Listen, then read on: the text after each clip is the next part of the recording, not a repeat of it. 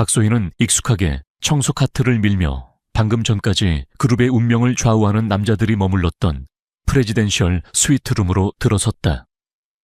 그녀는 늘 고개를 숙이고 다녔다. 화려한 대리석 바닥에 비치는 자신의 초라한 모습을 보고 싶지 않아서이기도 했고 다른 사람들의 눈에 띄고 싶지 않아서이기도 했다. 이 6성급 호텔 제니스에서 그녀 같은 청소 노동자는 가구와도 같은 존재였다.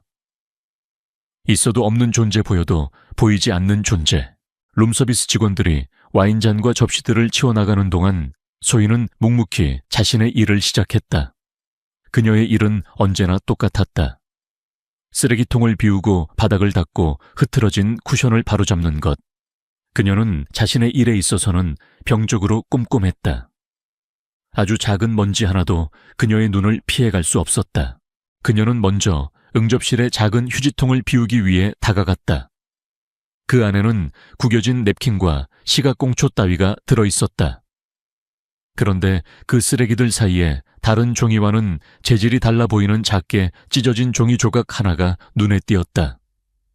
호텔의 공식적인 메모지가 아니었다.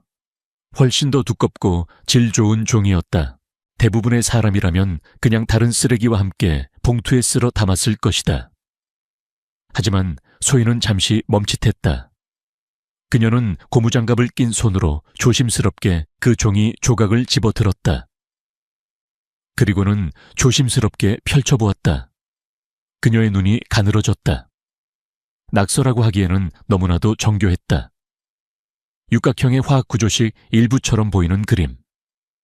그 옆에는 알파벳과 숫자가 뒤섞인 시그웨73 같은 기호가 적혀 있었다. 그리고 그 옆에 손으로 쓴 듯한 2.05%라는 숫자와 퍼센트 기호가 있었다. 화학. 그녀가 고등학교 때 가장 싫어했던 과목이었다. 그녀는 그것이 무엇을 의미하는지 전혀 알 수 없었다. 하지만 그녀의 뇌는 그녀 자신도 모르는 사이에 그 이상한 패턴과 숫자를 사진처럼 기억 속에 저장하고 있었다. 어울리지 않는 조합. 호텔의 부사장이 왜 이런 화학식 같은 것을 개인 휴지통에 버렸을까? 그냥 아무 의미 없는 메모일까? 그녀는 고개를 저었다. 쓸데없는 생각 하지 말자. 나랑은 상관없는 일이야. 그녀는 종이 조각을 다시 구겨서 쓰레기 봉투에 던져 넣으려 했다. 하지만 무언가 찝찝한 기분이 그녀의 손을 멈추게 했다. 아주 작은 반항심 같은 것이었다. 늘 무시당하고 없는 사람, 취급당하는 자신의 삶에 대한 아주 작은 반항.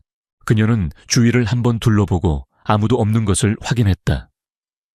그리고는 주머니에서 자신의 낡은 휴대폰을 꺼내 그 찢어진 종이 조각을 빠르게 촬영했다. 화질이 좋지 않아 흐릿했지만 형태를 알아볼 수는 있었다.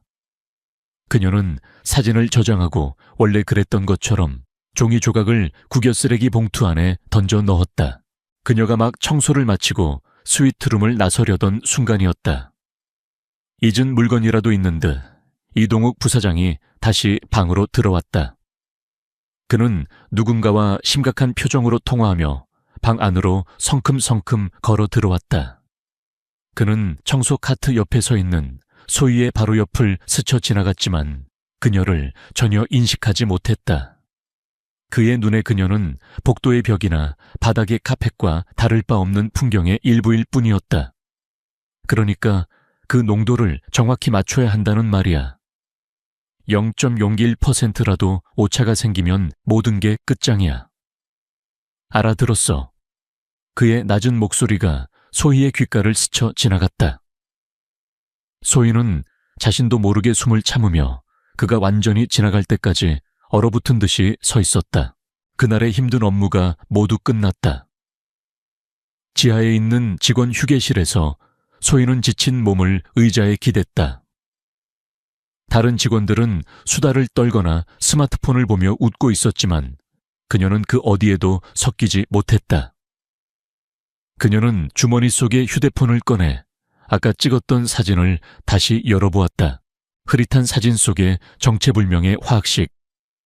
그것은 여전히 그녀에게 아무런 의미도 없는 그림 조각일 뿐이었다. 내가 왜 이런 걸 찍었을까?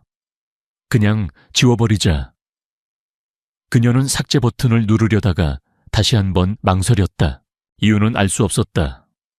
하지만 그녀는 직감적으로 느낄 수 있었다.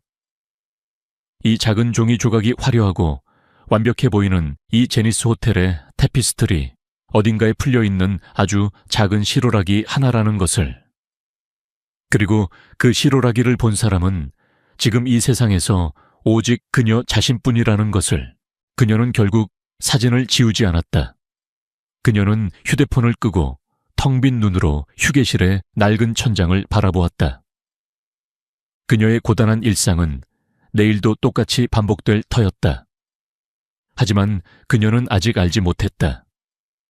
오늘 그녀가 무심코 주운 이 작은 퍼즐 조각 하나가 앞으로 그녀의 삶과 이 호텔의 운명을 송두리째 뒤흔들게 될 거대한 폭풍의 시작이었다는 것을. 그날 이후 박소희의 일상은 다시 원래의 궤도로 돌아온 듯했다. 그녀는 여전히 가장 먼저 출근해서 가장 늦게 퇴근했고 사람들의 눈에 띄지 않게 묵묵히 자신의 일을 했다. 그녀의 휴대폰에 저장된 그 정체불명의 화학식 사진은 그저 기묘한 해프닝의 흔적처럼 남아있을 뿐이었다. 그녀는 자신이 너무 과민 반응했던 것이라고 그냥 잊어버리자고 몇 번이나 다짐했다. 하지만 운명은 그녀를 평범한 청소부로 남겨둘 생각이 없는 듯했다. 며칠 뒤 늦은 밤이었다. 대부분의 직원들이 퇴근하고 거대한 호텔이 고요함에 잠겨갈 무렵 소희는 로비 라운지에 마감 청소를 하고 있었다. 그때 그녀는 라운지 가장 구석진 자리에서 아직 퇴근하지 않은 이동욱 부사장을 발견했다. 그는 혼자가 아니었다. 낯선 남자와 마주 앉아 낮은 목소리로 심각하게 대화를 나누고 있었다. 소희는 직감적으로 몸을 숨겼다. 그녀는 거대한 관상용 화분 뒤에 웅크리고 숨을 죽였다. 거리가 멀어 모든 대화를 들을 수는 없었지만 날카로운 몇 개의 단어들이 그녀의 귓가에 박혔다. 위험 부담이 너무 커. 수질 검사 주기. 최종 단계에서는 대화는 길지 않았다. 낯선 남자는 불안한 표정으로 작은 유리병 하나를 이 부사장에게 건네고는 서둘러 자리를 떴다. 남자가 라운지를 빠져나갈 때 그의 서류 가방에 박힌 로고가 소희의 시야에 들어왔다. 태영 화학, 태영 케미컬스. 제니스 호텔의 공식 스파용품 납품업체의 가장 강력한 경쟁사였다. 부사장이 경쟁사 사람과 한밤중에 비밀리에 만나고 있었다. 그리고 수질 검사 최종 단계 같은 알 수 없는 단어들. 소희의 머릿속에 두 번째 퍼즐 조각이 던져졌다. 세 번째 조각은 그로부터 며칠 뒤에 나타났다. 세계적으로 유명한 지질학자인 안 박사가 호텔에 투숙했다. 소희는 운 좋게도 그가 묵는 스위트룸의 청소를 담당하게 되었다. 그가 학회 참석차 방을 비운 사이 소희는 여느 때처럼 방을 청소하고 있었다. 그런데 그의 책상 위에 거대한 지질 단면도가 펼쳐져 있었다. 소희는 청소를 하다 말고 그 지도에 시선을 빼앗겼다. 그것은 바로 이 제니스 호텔이 서 있는 땅의 단면도였다. 지하 안반층의 구조, 그리고 호텔의 자랑인 온천 스파에 원천이 되는 지하 깊은 곳에 온천 수맥의 흐름이 아주 상세하게 그려져 있었다. 그리고 지도 한쪽 구석에는 불안정한 단층선 지역이라는 표시와 함께 몇 군데의 붉은색으로 X 표시가 되어 있었다. 와의 지질학자가 이 호텔의 지하 구조도를 이렇게 상세하게 가지고 있는 거지.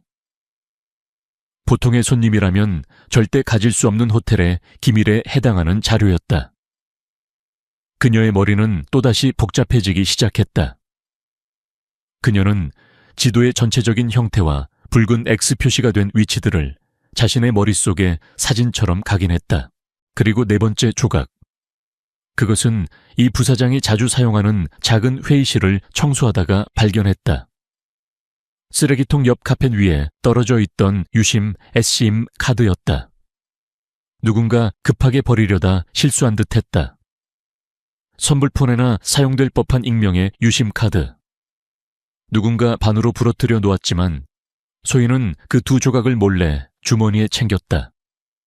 이것 역시 이 최고급 호텔의 회의실 바닥에 있기에는 너무나도 어울리지 않는 물건이었다. 그날 밤 소희는 자신의 작은 자취방 침대에 누워 잠을 이루지 못했다.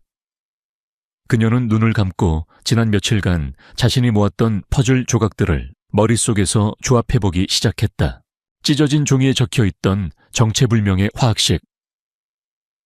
연정이용 5%. 경쟁사 화학회사 직원과 이동욱 부사장의 비밀 회동. 수질검사 최종 단계. 호텔 지하에 온천 수맥과 불안정한 단층선이 표시된 기밀 지도. 반으로 부러진 익명의 유심 카드. 이 4개의 조각들은 언뜻 보기에는 아무런 연관성도 없어 보였다. 마치 서로 다른 4개의 퍼즐 상자에서 꺼내온 조각들 같았다. 하지만 그녀의 직감은 계속해서 경고 신호를 보내고 있었다. 이 모든 것의 중심에 이동욱 부사장이 있고 무언가 좋지 않은 일이 벌어지고 있다는 불길한 예감. 그녀의 소심한 마음은 그만둬. 이건 네가 상관할 일이 아니야. 괜히 나섰다가 다치기만 할 거야. 라고 속삭였다. 하지만 그녀의 또 다른 마음은 만약 이대로 눈을 감았다가 끔찍한 일이 벌어진다면 그때 가서 후회해도 소용없어. 라고 반박했다. 그녀는 침대에서 일어나 책상 서랍에 넣어두었던 부러진 유심 카드와 낮에 기억을 더듬어 그려두었던 지도의 약도, 그리고 휴대폰에 저장된 화학식 사진을 꺼내보았다. 이것들은 다른 사람에게는 그저 쓰레기나 의미 없는 그림일 뿐이었다. 하지만 지금 그녀에게 이것들은 어쩌면 거대한 폭탄의 부품들처럼 보였다.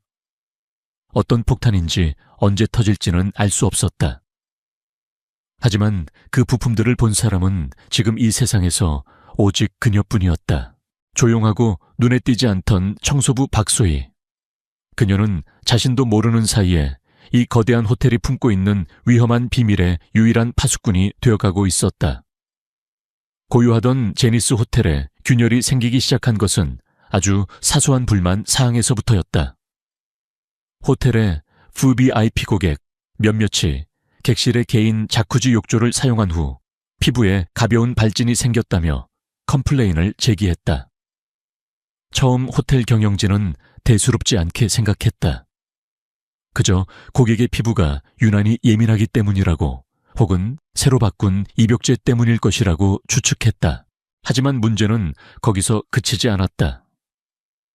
며칠 뒤 호텔의 가장 큰 자랑거리이자 핵심 자산인 지하 1층의 제니스 온천 스파에서도 비슷한 불만이 터져 나오기 시작했다. 가벼운 발진 원인을 알 수 없는 두드러기, 그리고 물에서 아주 희미한 화학약품 냄새가 난다는 증언들이었다. 소문은 빠르게 퍼져나갔다.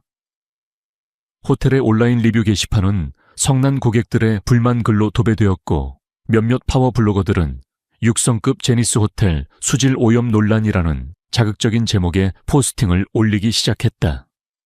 완벽함을 자랑하던 제니스 호텔의 명성에 돌이킬 수 없는 흠집이 생기기 시작한 것이다. 현진우 회장은 경로했다. 그는 즉시 긴급대책회의를 소집했다. 호텔의 기술팀과 수질관리팀, 그리고 공식 온천 용품 납품업체까지 모두 불려왔다. 그들은 며칠 밤낮으로 원인을 분석했다. 수십 번의 수질 검사가 이루어졌고 온천수가 흐르는 모든 배관을 점검했다. 하지만 결과는 이상했다. 그들은 물에서 기존의 어떤 오염 물질과도 다른 정체불명의 유기화합물을 미량 검출해냈다. 기술팀장은 현 회장에게 보고했다. 회장님 죄송합니다만 원인을 찾을 수가 없습니다. 검출된 화합물은 그 농도가 0.115% 미만으로 극히 미미해서 인체에 심각한 해를 끼칠 정도는 아닙니다. 하지만 특정 알레르기 반응을 유발할 수는 있습니다. 무엇보다 이 물질이 어디서 어떻게 온천수에 유입되는지 전혀 파악이 되지 않습니다. 배관에는 아무런 문제가 없었다. 외부에서 오염물질이 유입될 만한 경로도 없었다. 호텔의 전문가들은 속수무책이었다. 박소희는 직원들 사이에서 퍼져나가는 소문들을 조용히 듣고 있었다. 수질오염, 원인 불명, 그리고 0.0005%. 그 숫자를 듣는 순간 소희의 머릿속에 경고등이 켜졌다. 그녀는 일이 끝나자마자 미친 듯이 자신의 자취방으로 달려갔다. 그리고는 떨리는 손으로 휴대폰을 열어 그날 이동욱 부사장의 휴지통에서 발견했던 찢어진 종이 조각 사진을 확인했다. 그곳에 선명하게 적혀 있었다. 정체불명의 화학구조식, 그리고 그 옆에 손으로 휘갈겨 쓴 숫자. 시건치 1.005%. 순간 그녀의 머릿속에서 흩어져 있던 모든 퍼즐 조각들이 콱쾅 하는 소리와 함께 하나의 끔찍한 그림으로 맞춰지기 시작했다. 첫 번째 조각 찢어진 종이에 있던 화학식과 농도. 이것은 지금 호텔의 온천수를 오염시키고 있는 바로 그 물질이었다. 두 번째 조각, 이동욱 부사장이 경쟁사인 태영화학의 직원과 비밀리에 만나고 수질 검사 주기에 대해 이야기하며 작은 유리병을 건네봤던 모습. 세 번째 조각 지질학자의 방에서 보았던 호텔 지하의 온천 수맥 지도.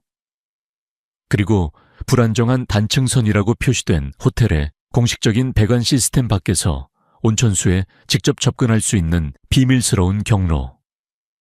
네 번째 조각 누군가와 비밀리에 통화하기 위해 사용했을 반으로 부러진 익명의 유심 카드. 결론은 단 하나였다. 이것은 사고가 아니다. 완벽하게 계획된 고의적인 사보타의 행위다. 이동욱 부사장. 그가 호텔의 심장인 온천 스파를 아주 미량에 추적하기 어려운 화학물질로 서서히 오염시키고 있었던 것이다. 그의 목적은 분명했다. 호텔의 명성을 실추시키고 주가를 폭락시킨 뒤 경쟁사인 태영화학의 모기업이 헐값에 호텔을 인수합병하도록 만드는 것. 소희는 온몸의 피가 차갑게 식는 것을 느꼈다. 이것은 그녀가 상상했던 것보다 훨씬 더 거대하고 훨씬 더 악랄한 음모였다. 그녀는 이제 단순한 비밀의 파수꾼이 아니었다. 그녀는 이 거대한 범죄의 유일한 목격자이자 진실을 알고 있는 단 한 사람이 되어버렸다. 그녀의 어깨를 짓누르는 진실의 무게는 너무나도 무거웠다. 그녀가 가진 증거라고는 흐릿한 사진 한 장과 아무도 믿어주지 않을 그녀의 이론뿐이었다. 경찰에 신고할 수도 없었다. 호텔 내부의 누군가에게 이야기하는 것은 호랑이 굴로 스스로 걸어 들어가는 것과 같았다. 누가 이동욱 부사장의 편인지 알 수 없는 상황이었다. 그녀는 작은 자취방에 홀로 앉아 창밖의 화려한 도시 야경을 바라보았다. 저 불빛 어딘가에서 음모는 지금도 계속 진행되고 있을 터였다. 그녀의 마음속에서 두려움이 파도처럼 밀려왔다. 하지만 그 두려움보다 더 큰 무언가가 그녀의 마음속에서 조용히 고개를 들고 있었다. 그것은 분노이자 책임감이었다. 이대로 침묵할 수는 없었다. 그녀가 눈을 감는다면 수많은 사람들의 땀과 노력이 담긴 이 호텔은 무너질 것이고 악은 승리할 것이다. 그녀가 무엇을 해야 할지는 아직 알 수 없었다. 하지만 그녀는 한 가지만은 확실히 결심했다. 나는 더 이상 도망치지 않겠다. 보이지 않는 청소부 박소희. 그녀는 이제 보이지 않는 탐정이 되어 이 거대한 음모의 심장부를 향해 홀로 걸어가기로 결심했다. 박소희는 더 이상 이론만으로 이 음모를 파헤칠 수 없다는 것을 깨달았다. 그녀에게는 누구도 반박할 수 없는 구체적이고 물리적인 증거가 필요했다. 이동욱 부사장을 그의 범죄 현장에서 직접 잡아낼 증거. 그녀의 새로운 임무는 호텔 어딘가에 숨겨져 있을 독극물 투입 장소를 찾아내는 것이었다. 그녀는 우선 이 부사장의 주변 인물들을 더욱 세심하게 관찰하기 시작했다. 그녀의 레이더망에 걸려든 첫 번째 인물은 야간 근무조의 보안요원 김 씨였다.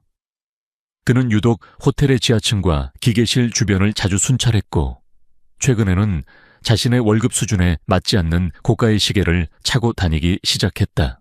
소희는 청소부라는 자신의 신분을 완벽하게 이용했다. 그녀는 직원 휴게실을 청소하는 척하며 김 요원이 동료와 나누는 대화를 엿들었다.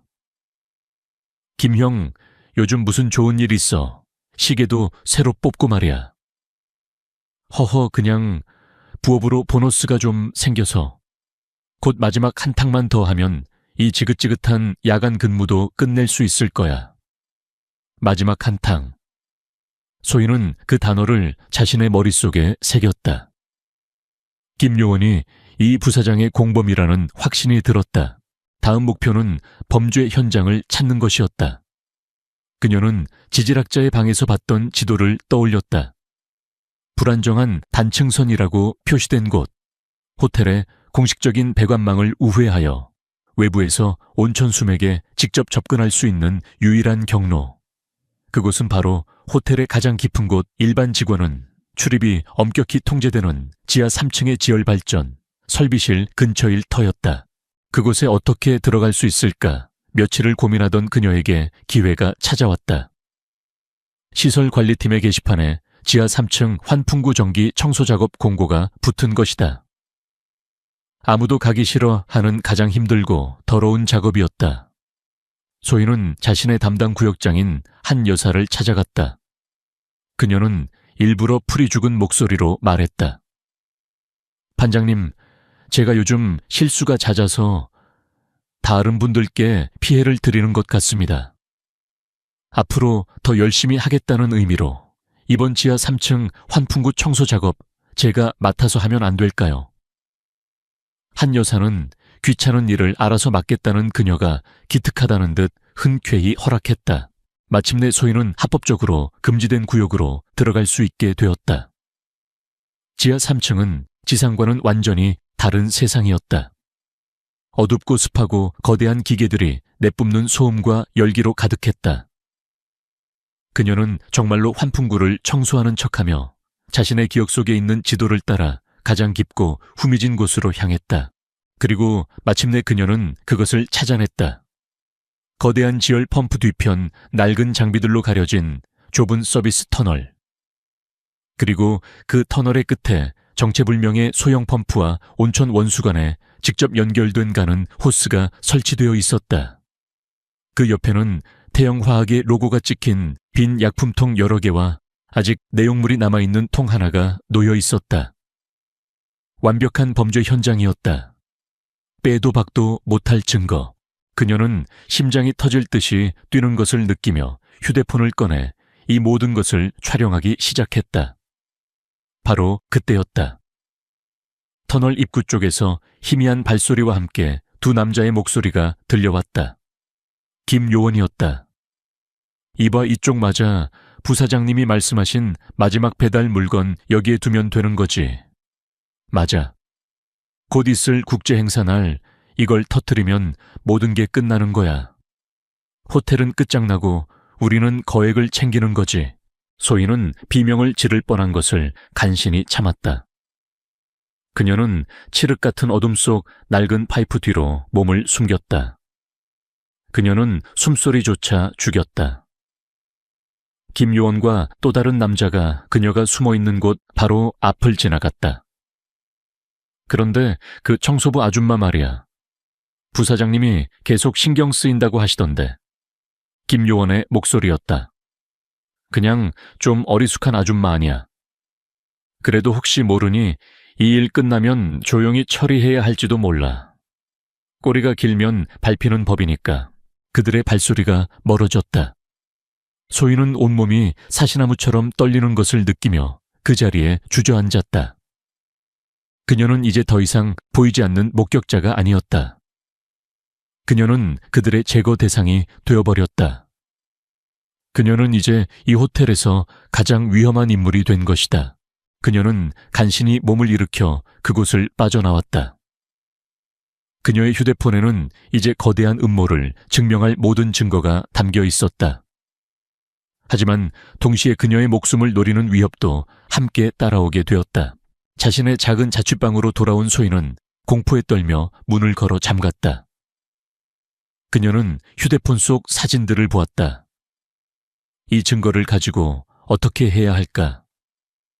혼자서는 더 이상 감당할 수 없었다. 그녀는 용기를 내어 호텔 내부 인트라넷에 접속했다.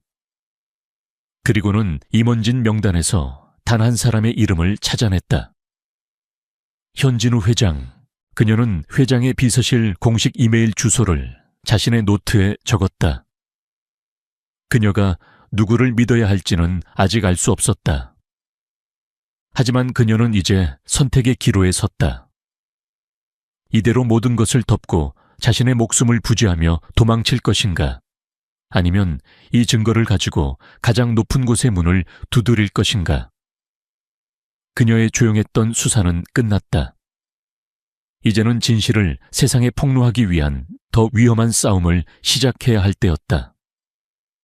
박소희가 자신을 노리는 위협을 감지하고 행동을 결심했을 때 호텔 제니스는 건국 이래 최대 규모의 국제 행사인 아시아 글로벌 서밋 준비로 그 어느 때보다도 분주했다. 대한민국의 대통령을 비롯하여 아시아 각국의 정상들과 수백 명의 글로벌 기업 CEO들이 참석하는 국가적인 행사였다. 이 행사의 성공적인 개최는 제니스 호텔의 명예뿐만 아니라 대한민국의 국격이 걸린 문제였다. 소희는 직감했다. 이것이 바로 김요원과 그 남자가 말했던 마지막 한탕, 즉 이동욱 부사장의 마지막 승부수일 것이라고. 그는 이 전 세계가 주목하는 행사에서 호텔에 회복 불가능한 타격을 입혀 현진우 회장을 완벽하게 무너뜨릴 계획을 세우고 있는 것이 틀림없었다. 그녀에게는 시간이 없었다. 그녀는 더 이상 혼자서 단서를 수집할 때가 아니라고 판단했다. 그녀는 자신이 가진 모든 증거 화학식 사진, 지하 수맥지도 스케치 비밀 회동에 대한 증언, 그리고 지하 3층의 오염 현장 사진을 현진우 회장에게 직접 전달해야만 했다. 하지만 어떻게 현 회장은 언제나 이동욱 부사장을 비롯한 임원들에게 둘러싸여 있었다. 어설프게 접근했다가는 이 부사장의 손에 모든 증거를 빼앗기고 자신은 정신 나간 스토커로 몰려 쥐도 새도 모르게 사라지게 될 것이 뻔했다. 그녀는 호텔의 구조와 사람들의 동선을 자신의 머릿속에 있는 지도 위에 펼쳐놓고 계획을 세우기 시작했다. 그녀가 아는 유일한 사실은 현 회장이 매일 밤 11시가 되면 모든 업무를 마치고 호텔 최상층에 있는 개인 서재에서 혼자만의 시간을 갖는다는 것이었다. 그곳은 특별한 마스터 키카드 없이는 접근이 불가능한 호텔 내의 유일한 성역이었다. 그녀의 목표는 바로 그 서재에 증거를 남겨두고 오는 것이었다. 문제는 마스터 키카드였다. 그녀는 며칠간의 관찰 끝에 그 카드를 소지한 단 한 사람, 바로 현 회장에게 절대적인 충성을 바치는 것으로 알려진 조 실장, 즉 보안 실장에게 접근하기로 결심했다. 위험한 도박이었지만 그녀에게는 다른 선택지가 없었다. 서밋 전날 밤 그녀는 계획을 실행에 옮겼다. 그녀는 호텔의 다른 층에서 일부러 배수관을 막아 작은 침수 소동을 일으켰다. 모든 직원들과 보안팀의 시선이 그곳으로 쏠린 사이 그녀는 조 실장의 사무실로 잠입했다. 그녀는 그가 외투를 의자에 벗어두고 나간 것을 확인했다. 그녀는 외투 주머니에서 그의 키카드를 꺼내 자신이 미리 준비한 소형 RFID 복제 장치로 단 몇 초 만에 데이터를 복제했다. 심장이 터질 것 같았지만 그녀의 손은 한치의 떨림도 없이 침착했다. 마침내 그녀는 금단의 구역으로 향할 열쇠를 손에 넣었다. 그녀는 직원용 비상 엘리베이터를 타고 아무도 없는 최상층으로 향했다. 복제한 카드를 리더기에 대자 삑 하는 작은 소리와 함께 펜트하우스 전용 복도로 향하는 문이 열렸다. 최상층의 복도는 숨막히는 정적으로 가득했다. 그녀는 자신의 발소리조차 죽이며 현 회장의 개인 서재 앞으로 다가갔다. 문은 굳게 잠겨 있었다. 그녀는 주머니에서 오래전 돌아가신 아버지가 남겨주신 낡은 만능 열쇠 세트를 꺼냈다.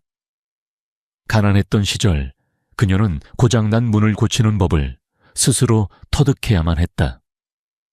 그때 서러웠던 기억이 지금 그녀에게 가장 강력한 무기가 되어준 것이다. 몇 번의 시도 끝에 딸깍하는 작은 소리와 함께 문이 열렸다. 서재 안은 고풍스러운 책 냄새와 현 회장 특유의 옅은 향수 냄새로 가득했다. 그녀는 준비해온 USB와 그동안의 모든 상황을 자세히 적은 손편지를 그의 책상 위에 올려놓으려 했다. 그때 그녀의 눈에 책상 위에 놓인 한 장의 사진 액자가 들어왔다. 사진 속에는 지금보다 훨씬 젊은 시절의 현진우 회장이 환하게 웃고 있는 한 여인과 그녀의 손을 잡고 있는 어린 소녀와 함께 서 있었다.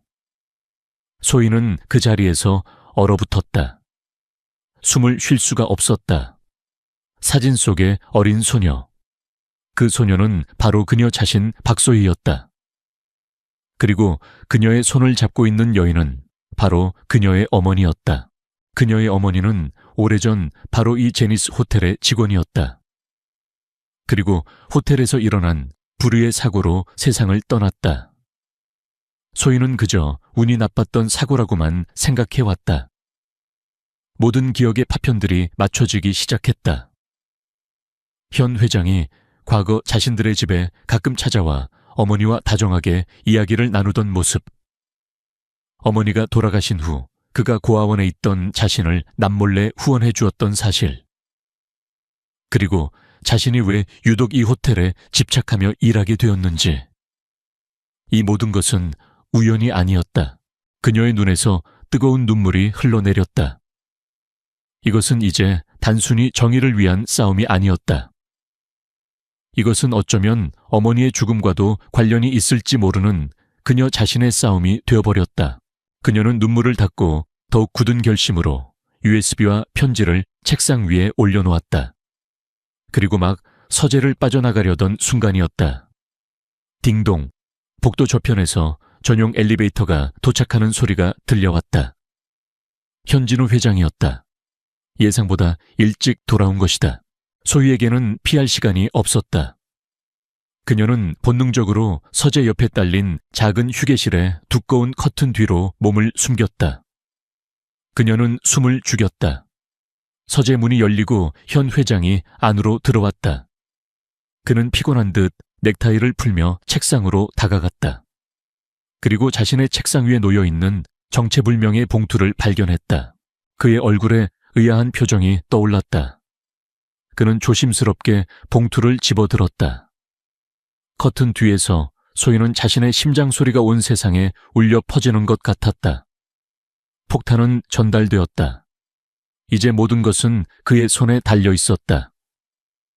커튼 뒤에서 박소희는 자신의 심장 소리가 현진우 회장에게 들릴까봐 두려워하며 숨을 죽이고 있었다. 그녀는 커튼의 작은 틈새로 현 회장이 자신이 놓고 온 봉투를 집어드는 것을 지켜보았다. 그의 얼굴에는 의아함이 가득했다. 그는 먼저 손으로 쓴 편지를 읽었다. 그의 표정은 의아함에서 충격으로 그리고 이내 차가운 분노로 변해갔다. 그는 편지를 내려놓고 떨리는 손으로 USB를 자신의 개인 노트북에 연결했다. 화면에는 소희가 목숨을 걸고 촬영한 사진들이 떠올랐다.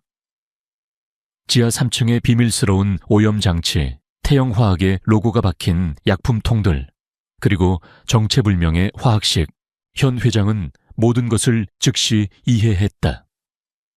그가 평생을 바쳐 이룩한 호텔이 그가 가장 신뢰했던 오른팔의 손에 의해 서서히 독살당하고 있었다는 끔찍한 진실을. 그리고 그는 마지막 사진을 보았다. 젊은 시절 자신이 가장 아꼈던 후배 직원이자 친구였던 한 여인, 그리고 그녀의 어린 딸과 함께 찍은 낡은 사진. 그는 사진 속에 어린 소녀와 이 모든 증거를 가져온 박소희라는 이름의 청소부를 연결시켰다. 그의 눈에 깊은 슬픔과 회한, 그리고 무거운 책임감이 어렸다. 그는 편지에 적힌 마지막 문장을 다시 보았다. 오늘 밤 서민 만찬회 중에 마지막 공격이 있을 겁니다. 그는 시계를 보았다. 이미 만찬회는 시작된 지 한참이 지나 있었다. 시간이 없었다. 하지만 그는 당황하지 않았다. 수십 년간 거친 비즈니스 세계에서 살아남은 노련한 사자는 위기의 순간에 더욱 냉정해지는 법이었다. 그는 즉시 2통의 전화를 걸었다. 첫 번째 전화는 그의 절대적인 충복 조 실장에게였다. 조 실장, 지금 당장 지하 3층 지열 발전 설비실로 가게. 아무도 모르게. 그곳을 봉쇄하고 내가 갈 때까지 개미 새끼 한 마리도 들여보내지도 내보내지도 말게. 두 번째 전화는 만찬회가 열리고 있는 연 회장의 메인 통제실로였다. 그는 직원에게 나지막하지만 단호한 목소리로 몇 가지 지시를 내렸다. 덫은 놓아졌다. 화려한 연 회장. 아시아 각국의 정상들과 VIP들이 모여 우아하게 식사를 즐기고 있었다. 이동욱 부사장은 완벽한 주인의 모습으로 손님들 사이를 오가며 환한 미소를 짓고 있었다. 그는 아무도 모르게 자신의 손목시계를 확인했다. 약속된 시간이 다가오고 있었다. 곧 그의 부하가 지하에서 마지막 선물을 온천수 라인에 투입할 터였다. 그러면 이 화려한 호텔은 회복 불가능한 오명을 쓰게 되고 모든 것은 그의 계획대로 될 터였다. 그가 축배를 제의하기 위해 무대로 올라가려던 순간이었다. 갑자기 연 회장의 모든 대형 스크린이 꺼졌다 켜지더니 호텔 홍보 영상 대신 낯선 지하실의 CCTV 화면을 비추기 시작했다. 화면 속에는 조 실장과 보안 팀원들이 정체불명의 펌프 장치를 포위하고 있는 모습이 나오고 있었다. 연 회장이 술렁이기 시작했다. 그때 현진우 회장의 목소리가 연 회장 전체의 스피커를 통해 장엄하게 울려 퍼졌다. 이동욱 부사장, 지금 이게 뭔지 여기 계신 모든 귀빈들 앞에서 설명해 보시지. 이동욱 부사장은 그 자리에 얼어붙었다. 그의 얼굴은 새하얗게 질려 있었다. 스피커를 통해 들려오는 목소리는 분명 현 회장이었지만 그는 지금 자신의 개인 서재에 있어야 할 시간이었다. 화면은 바뀌어 소희가 찍었던 증거 사진들이 하나씩 나타나기 시작했다. 화학식 약품통, 그리고 그가 태영 화학의 남자와 비밀리에 만나던 모습까지. 모든 것이 폭로되었다. 가장 공개적이고 가장 굴욕적인 방식으로 이건 모함이야. 누가 나를.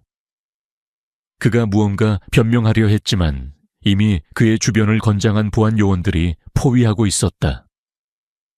그는 도망치려 했지만 소용없었다. 그의 화려했던 가면이 벗겨지고 추악한 배신자의 민낯이 만천에 드러났다. 연 회장은 통제된 혼란에 휩싸였다. 현 회장은 무대에 올라 침착하게 상황을 수습했다. 그는 호텔 내부 보안 시스템에 중대한 결함을 발견하여 즉시 조치했다고 발표하며 손님들을 안심시켰다. 그는 위기를 오히려 자신의 리더십과 호텔의 위기관리 능력을 보여주는 기회로 바꾸어 버렸다. 모든 소동이 끝난 후 현 회장은 조 실장과 함께 자신의 펜트하우스로 돌아왔다. 그는 아무도 없는 서재의 커튼 앞으로 다가갔다. 이제 나와도 괜찮네, 소희 양. 커튼이 조용히 걷히고 그 뒤에서 떨고 있는 박소희가 모습을 드러냈다. 현 회장은 그녀를 바라보았다.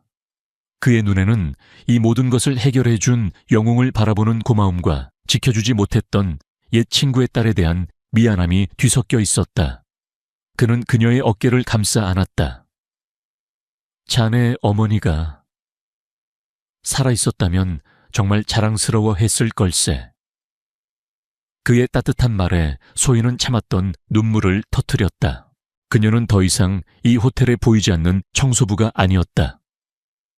그녀는 이 거대한 성을 붕괴 직전에서 구해낸 유일한 수호자였다. 위험은 끝났다. 하지만 그녀와 현 회장 두 사람의 진짜 이야기는 이제 막 시작되고 있었다. 아시아 글로벌 서밋은 성공적으로 막을 내렸다. 그날 밤 연 회장에서 있었던 소동은 호텔 내부의 긴급 보안 시스템 점검으로 알려졌고 대중들은 아무것도 눈치채지 못했다. 이동욱 부사장과 그의 공범들은 그날 밤 조용히 사직 처리되었다. 실제로는 국정원의 비밀 부서로 넘겨져 기업 스파이 및 국가기관 시설에 대한 테러 행위 미수 혐의로 강도 높은 조사를 받게 되었다. 그들의 추악한 제국은 소리 소문도 없이 역사의 뒤양일로 사라졌다. 며칠 후 현진우 회장은 자신의 집무실로 박소희를 다시 불렀다. 더 이상 위기 상황이 아니었다. 두 사람 사이에는 차분하고 따뜻한 공기가 흘렀다. 현 회장은 그녀 앞에 거액이 담긴 봉투를 내밀었다. 소희 양 이 호텔을 구해준 것에 대한 나의 작은 성의일세. 이걸로 새 삶을 시작하게. 하지만 소희는 조용히 고개를 저었다. 회장님, 제가 원했던 것은 돈이 아니었습니다. 그녀의 대답에 현 회장은 씁쓸하게 미소 지었다. 그는 그녀가 그럴 줄 알고 있었다. 그녀는 그녀의 어머니와 똑 닮아 있었다. 그는 책상 서랍에서 오래된 사진 한 장을 더 꺼냈다. 그가 젊은 시절 소희의 어머니와 함께 찍은 사진이었다. 소희 양 어머니는 단순한 사고로 세상을 떠난 게 아닐세.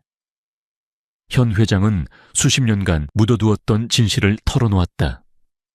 과거에도 지금의 양 회장처럼 호텔을 노리는 다른 경쟁 세력이 있었다. 당시 시설 관리팀에서 일하던 소희의 어머니는 우연히 그들의 사보타주 계획을 알게 되었다. 그리고 그녀가 그 사실을 폭로하기 직전 호텔 공사 현장에서 불의의 추락사고를 당했다. 모든 것이 사고로 위장되었지만 현 회장은 그것이 명백한 살인이었음을 알고 있었다. 하지만 당시에는 증거도 힘도 없어 아무것도 하지 못했다. 나는 평생 자네 어머니에게 빚을 졌다고 생각하며 살아왔네. 지켜주지 못했다는 죄책감 속에서. 그런데 이제 자네가 나를 그리고 이 호텔을 그리고 자네 어머니의 명예를 지켜준 셈이야. 그의 눈에 눈물이 고였다. 소희 역시 눈물을 흘렸다. 그것은 슬픔의 눈물이라기보다는 모든 것을 이해하게 된 자의 뜨거운 눈물이었다. 나는 더 이상 자네를 청소부로 일하게 할 수 없네. 현 회장이 말했다. 그렇다고 해서 자네를 갑자기 임원 자리에 앉힐 수도 없겠지. 자네는 그런 걸 원하지 않을 테니. 그는 새로운 제안을 했다. 그래서 자네를 위한 새로운 부서를 만들었네. 품질 위험 평가팀. 이 팀은 호텔의 모든 구역을 자유롭게 출입하며 시설의 안전 서비스의 질, 그리고 직원들의 내부 비리까지 모든 잠재적인 위험 요소를 찾아내어 오직 내게만 직접 보고하는 독립적인 조직이 될 걸세. 그는 소희의 눈을 바라보았다. 박소희 팀장, 자네의 그 남다른 관찰력과 정직함 그리고 침착함이 이 호텔을 지키는 최고의 무기가 될 걸세. 이 호텔에 보이지 않는 수호자가 되어주게. 소희는 더 이상 사양하지 않았다. 이것이 자신의 운명이자 어머니의 못다한 일을 이어가는 길이라는 것을 깨달았기 때문이다. 그녀는 조용히 하지만 단호하게 고개를 끄덕였다. 몇 달 후, 호텔 제니스는 이전보다 더 안정되고 활기찬 모습으로 운영되고 있었다. 그리고 호텔 안에는 새로운 전설이 생겨났다. 직원들 사이에서만 쉬쉬하며 이야기되는 회장 직속 유령팀에 대한 소문이었다. 그들은 평범한 직원처럼 보이지만 호텔의 모든 것을 꿰뚫어 보고 있으며 아주 작은 비리나 위험 요소도 찾아내어 뿌리 뽑는다는 소문. 그 소문의 주인공 박소희 팀장은 더 이상 낡고 회색 비친 청소부 유니폼을 입지 않았다. 그녀는 활동하기 편하면서도 단정한 정장을 입고 있었다. 그녀는 더 이상 고개를 숙이고 다니지 않았다. 그녀의 시선은 날카롭게 호텔 구석구석을 살폈고 그녀의 걸음걸이는 조용하지만 자신감이 넘쳤다. 어느 날 오후 그녀는 호텔 로비를 순회하고 있었다. 그녀의 눈에 한 신입 청소 직원이 손님에게 무시당하며 어쩔 줄 몰라 하는 모습이 들어왔다. 과거의 자신의 모습이었다. 그녀는 조용히 그곳으로 다가갔다. 그리고는 그 신입 직원의 어깨를 가볍게 두드려주며 아무 말 없이 따뜻하고 격려가 담긴 미소를 지어 보였다. 괜찮아. 나도 그랬어. 하지만 너는 혼자가 아니야. 라는 의미가 담긴 미소였다. 그녀는 다시 자신의 길을 갔다. 호텔의 가장 높은 곳으로 향하는 엘리베이터를 타고 통유리창 너머로 펼쳐진 서울의 풍경을 바라보았다. 그녀는 이제 이 거대한 성의 가장 낮은 곳에 있던 하인이 아니었다. 그녀는 이 성의 가장 높은 곳과 가장 낮은 곳을 모두 아우르며 그곳의 모든 사람들과 가치를 지키는 이름 없는 수호자였다. 그녀만의 방식으로 그녀는 이 호텔의 새로운 심장이자 영혼이 되어가고 있었다. 서울의 밤하늘은 값비싼 보석처럼 인공적인 빛으로 가득 차 있었지만 강남의 최고급 주택가에 위치한 박태진 사장의 저택에서 뿜어져 나오는 빛은 그 어떤 별보다도 더 밝게 빛났다.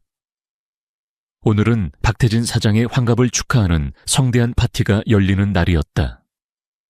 정원에는 수십 개의 테이블이 놓여 있었고 대한민국의 내로라 하는 재계 인사들과 유명인들이 모여 값비싼 샴페인을 기울이며 웃음꽃을 피우고 있었다. 모든 것이 완벽해 보였다. 부와 명예, 그리고 화려한 인맥까지.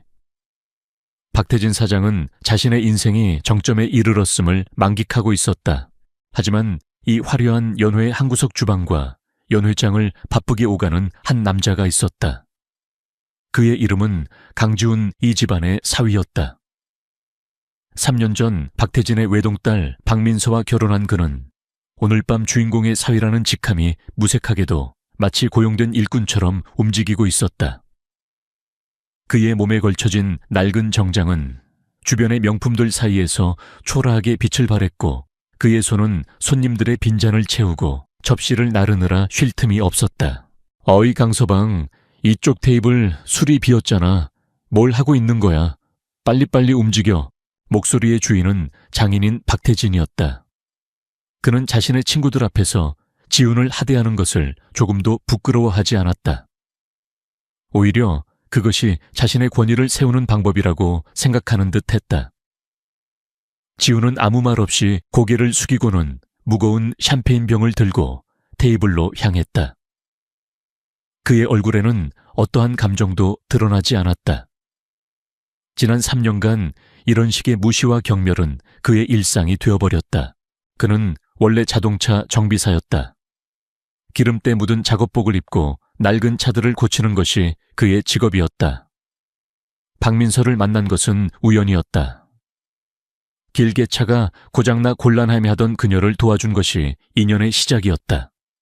순수하고 따뜻한 마음을 가진 민서에게 그는 첫눈에 반했고 그녀 또한 지훈의 성실하고 묵묵한 모습에 끌렸다. 집안의 극심한 반대에도 불구하고 두 사람은 서로의 사랑을 믿고 결혼을 강행했다. 하지만 현실은 동화가 아니었다. 결혼 생활이 시작되자마자 지훈을 향한 처가의 멸시는 노골적으로 변했다. 장모 최은임의 여사는 만나는 사람마다 우리 사위는 그냥 기름쟁이야라며 한숨을 쉬었고 처남 박진우는 대놓고 그를 거지라고 불렀다. 그들은 지훈의 가난과 낮은 신분을 집안의 수치로 여겼다. 오늘 밤도 예외는 아니었다. 지훈이 샴페인을 따르자 박태진의 한 친구가 그를 위아래로 훑어보며 비아냥거렸다. 박 사장 사위 한 명은 정말 잘 뒀어. 이렇게 굳은 일도 마다하지 않고 요즘 젊은이들 같지 않게 말이야. 그 말에는 가시가 돋쳐 있었다. 칭찬을 가장한 조롱이었다. 박태진은 껄껄 웃으며 지훈의 어깨를 두드렸다. 하지만 그 손길에는 어떤 따스함도 담겨 있지 않았다. 허허 뭘. 이놈이 다른 건 몰라도 몸 쓰는 건 잘하거든. 저렴하게 부려먹기 딱 좋지. 주변에서 폭소가 터져 나왔다. 지훈은 입술을 깨물었다. 피가 나는 것 같았지만 그는 고통을 느낄 수 없었다. 마음속에서 더 큰 폭풍이 몰아치고 있었기 때문이다. 그는 아내 민서를 찾았다. 그녀는 다른 테이블에서 친구들과 억지 웃음을 지으며 앉아 있었다. 그녀의 눈이 잠시 지훈과 마주쳤다. 그 눈에는 미안함과 체념이 뒤섞여 있었다. 그녀는 남편이 당하는 수모를 보고 있었지만 아무것도 할 수 없었다. 그녀 또한 이 거대한 가식의 연극에 갇힌 또 다른 희생자일 뿐이었다. 파티의 하이라이트는 선물 증정식이었다. 박태진의 사업 파트너들과 친구들은 마치 경쟁이라도 하듯 값비싼 선물들을 내놓았다. 스위스 명품 시계 최고급 양주 골프 회원권, 심지어는 외제차, 기까지 등장했다. 박태진은 선물이 공개될 때마다 과장된 감탄사를 내뱉으며 만족스러운 표정을 지었다. 마침내 모든 사람의 순서가 끝나고 사회자가 어색하게 헛기침을 하며 말했다.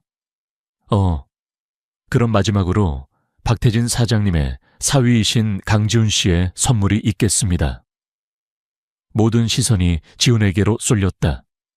비웃음과 호기심이 뒤섞인 눈빛들이었다. 저 가난한 정비사가 과연 무엇을 내놓을 수 있을까 하는 기대감이었다. 지훈은 잠시 숨을 골랐다. 그리고는 품 안에서 작은 나무 상자를 꺼냈다. 상자는 화려하지 않았지만 정성스러운 손길로 여러 번 닦아낸 듯 은은한 광택이 흘렀다. 그는 천천히 박태진 앞으로 걸어가 상자를 내밀었다. 장인어른 환갑을 진심으로 축하드립니다. 박태진은 마지못해 상자를 받았다. 그의 얼굴에는 실망감이 역력했다. 그는 상자를 열어보기도 전에 이미 그 내용물을 경멸하고 있었다. 상자 뚜껑이 열리자 안에는 낡아 보이는 회중시계 하나가 들어있었다.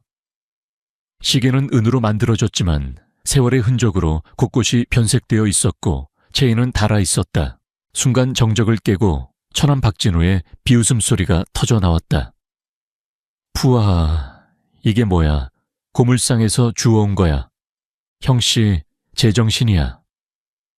오늘이 무슨 날인 줄은 알고 이딴 쓰레기를 선물이라고 내밀어. 박진우의 말이 기폭제가 되었다. 여기저기서 킥킥거리는 소리가 들려왔다. 박태진의 얼굴은 분노로 붉게 달아올랐다. 그는 이 시계가 자신의 명성에 먹칠을 했다고 생각했다. 강지훈, 지금 나를 모욕하는 건가? 내 황합잔치에 이런 고물을 들고 와서 망신을 주다니. 지훈은 침착하게 입을 열었다. 그의 목소리는 낮고 조용했지만 소란스러운 연회장에서도 이상하게 똑똑히 들렸다. 장인어른, 그 시계는 그냥 고물이 아닙니다. 장인어른께서 젊은 시절 아버님께 물려받으셨다가 잃어버리셨던 바로 그 시계입니다. 제가 지난 6개월 동안 전국을 수소문해서 겨우 찾아냈습니다. 그리고 지난 한 달간 밤을 새워가며 제 손으로 직접 수리했습니다. 모든 부품을 분해하고 닦고 조이고 기름칠해서 다시 새 생명을 불어넣었습니다. 그의 말에 박태진의 표정이 순간 굳었다. 그는 시계를 자세히 들여다보았다. 시계 뒷면에는 희미하게 그의 아버지의 이니셜이 새겨져 있었다. 젊은 시절 사업 자금이 필요해 전당포에 맡겼다가 결국 찾지 못했던 아버지의 유품이었다. 그는 완전히 잊고 있던 과거의 조각이었다. 하지만 감상에 젖은 것도 잠시 주변의 시선이 그를 다시 현실로 끌어당겼다. 여기서 가난한 사위가 준 낡은 시계를 받고 감동하는 모습을 보인다면 자신의 체면이 뭐가 되겠는가. 그는 다시 차가운 표정을 지었다. 그때 박진우가 술에 취한 채 비틀거리며 다가왔다. 술이 웃기지 마. 내 놈 같은 기름쟁이가 뭘 안다고. 시계를 수리해 그냥 고물을 주워와서 그럴듯하게 둘러대는 거겠지. 박진우는 지훈의 손에 들린 상자를 거칠게 쳐냈다. 쨍그랑 하는 소리와 함께 나무 상자와 회중시계가 대리석 바닥으로 떨어졌다. 시계의 유리 덮개가 산산조각 났고 애써 맞춘 시계바늘이 힘없이 축 늘어졌다. 지훈이 6개월간 찾아 헤매고 한 달간 밤을 새워 되살린 시간이 단 한순간에 박살나버렸다. 연회장의 공기가 얼어붙었다. 지훈은 부서진 시계를 말없이 내려다보았다. 그의 어깨가 미세하게 떨리고 있었다. 분노 때문인지 슬픔 때문인지 알 수 없었다. 박진우는 오히려 큰 소리를 쳤다. 어쩌다 보니 그랬네. 근데 뭐 어때? 어차피 쓰레기였잖아.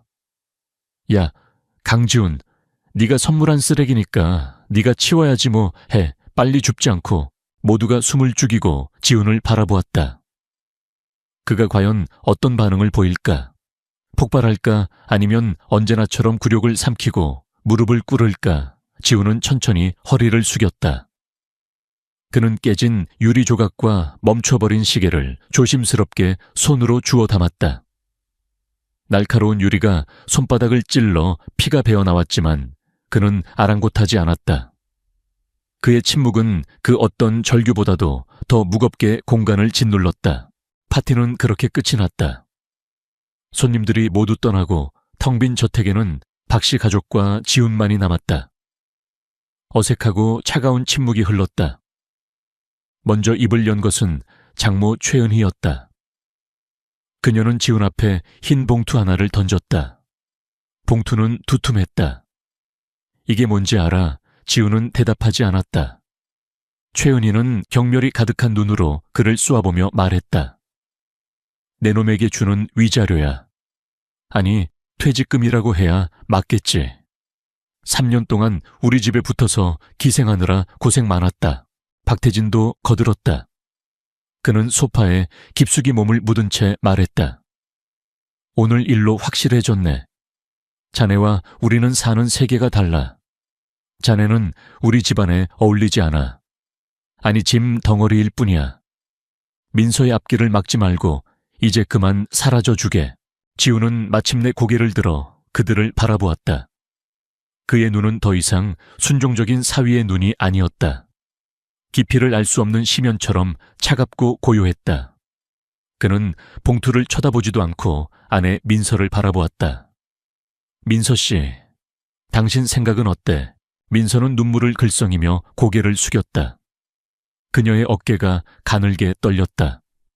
그녀는 남편과 가족 사이에서 갈기갈기 찢어지고 있었다. 하지만 결국 그녀는 아무 말도 하지 못했다. 부모님의 섰을 퍼런 시선 아래 그녀는 침묵을 선택했다. 그리고 그 침묵은 지훈에게 가장 아픈 비수가 되어 날아와 꽂혔다. 알겠어. 지훈은 짧게 대답했다. 그의 목소리에는 어떤 미련도 남아있지 않았다. 그는 자리에서 일어났다. 그리고는 피가 묻은 손으로 조심스럽게 감싸 쥔 부서진 시계를 품에 넣었다. 그것이 그가 이 집에서 가져가는 유일한 것이었다. 그는 단 한 번도 뒤돌아보지 않고 현관으로 걸어갔다. 박씨 가족은 누구도 그를 붙잡지 않았다. 오히려 속이 시원하다는 듯한 표정이었다. 철컥. 문이 열리자 차가운 밤 공기와 함께 장대 같은 빗줄기가 쏟아져 들어왔다. 지훈은 그 폭풍우 속으로 망설임 없이 걸어 들어갔다. 문이 닫히는 순간 그는 3년간의 굴욕적인 결혼 생활에 그리고 강지훈이라는 이름으로 살아온 자신의 연약한 과거에 마침표를 찍었다. 빗물은 그의 얼굴을 타고 흐르는 것이 눈물인지 빗물인지 분간할 수 없게 만들었다. 그러나 그의 발걸음은 이상할 정도로 단호하고 흔들림이 없었다. 마치 오랫동안 갇혀있던 새장에서 풀려난 맹수처럼. 폭우는 강지훈의 초라한 정장을 적시고 있었지만 그의 내면에서 타오르는 불길을 끄기에는 역부족이었다. 그는 박씨 가족의 저택에서 멀어질수록 걸음걸이가 달라졌다. 지난 3년간 굴욕에 길들여져 구부정했던 어깨가 펴지고 땅만 보던 시선은 정면을 향했다. 빗물에 젖은 머리카락 아래 그의 눈빛은 더 이상 순박한 정비사의 것이 아니었다. 그곳에는 모든 것을 꿰뚫어 보는 듯한 냉철함과 세상을 호령하는 자의 위엄이 서려 있었다. 그의 발걸음은 허름한 자신의 정비소로 향하지 않았다.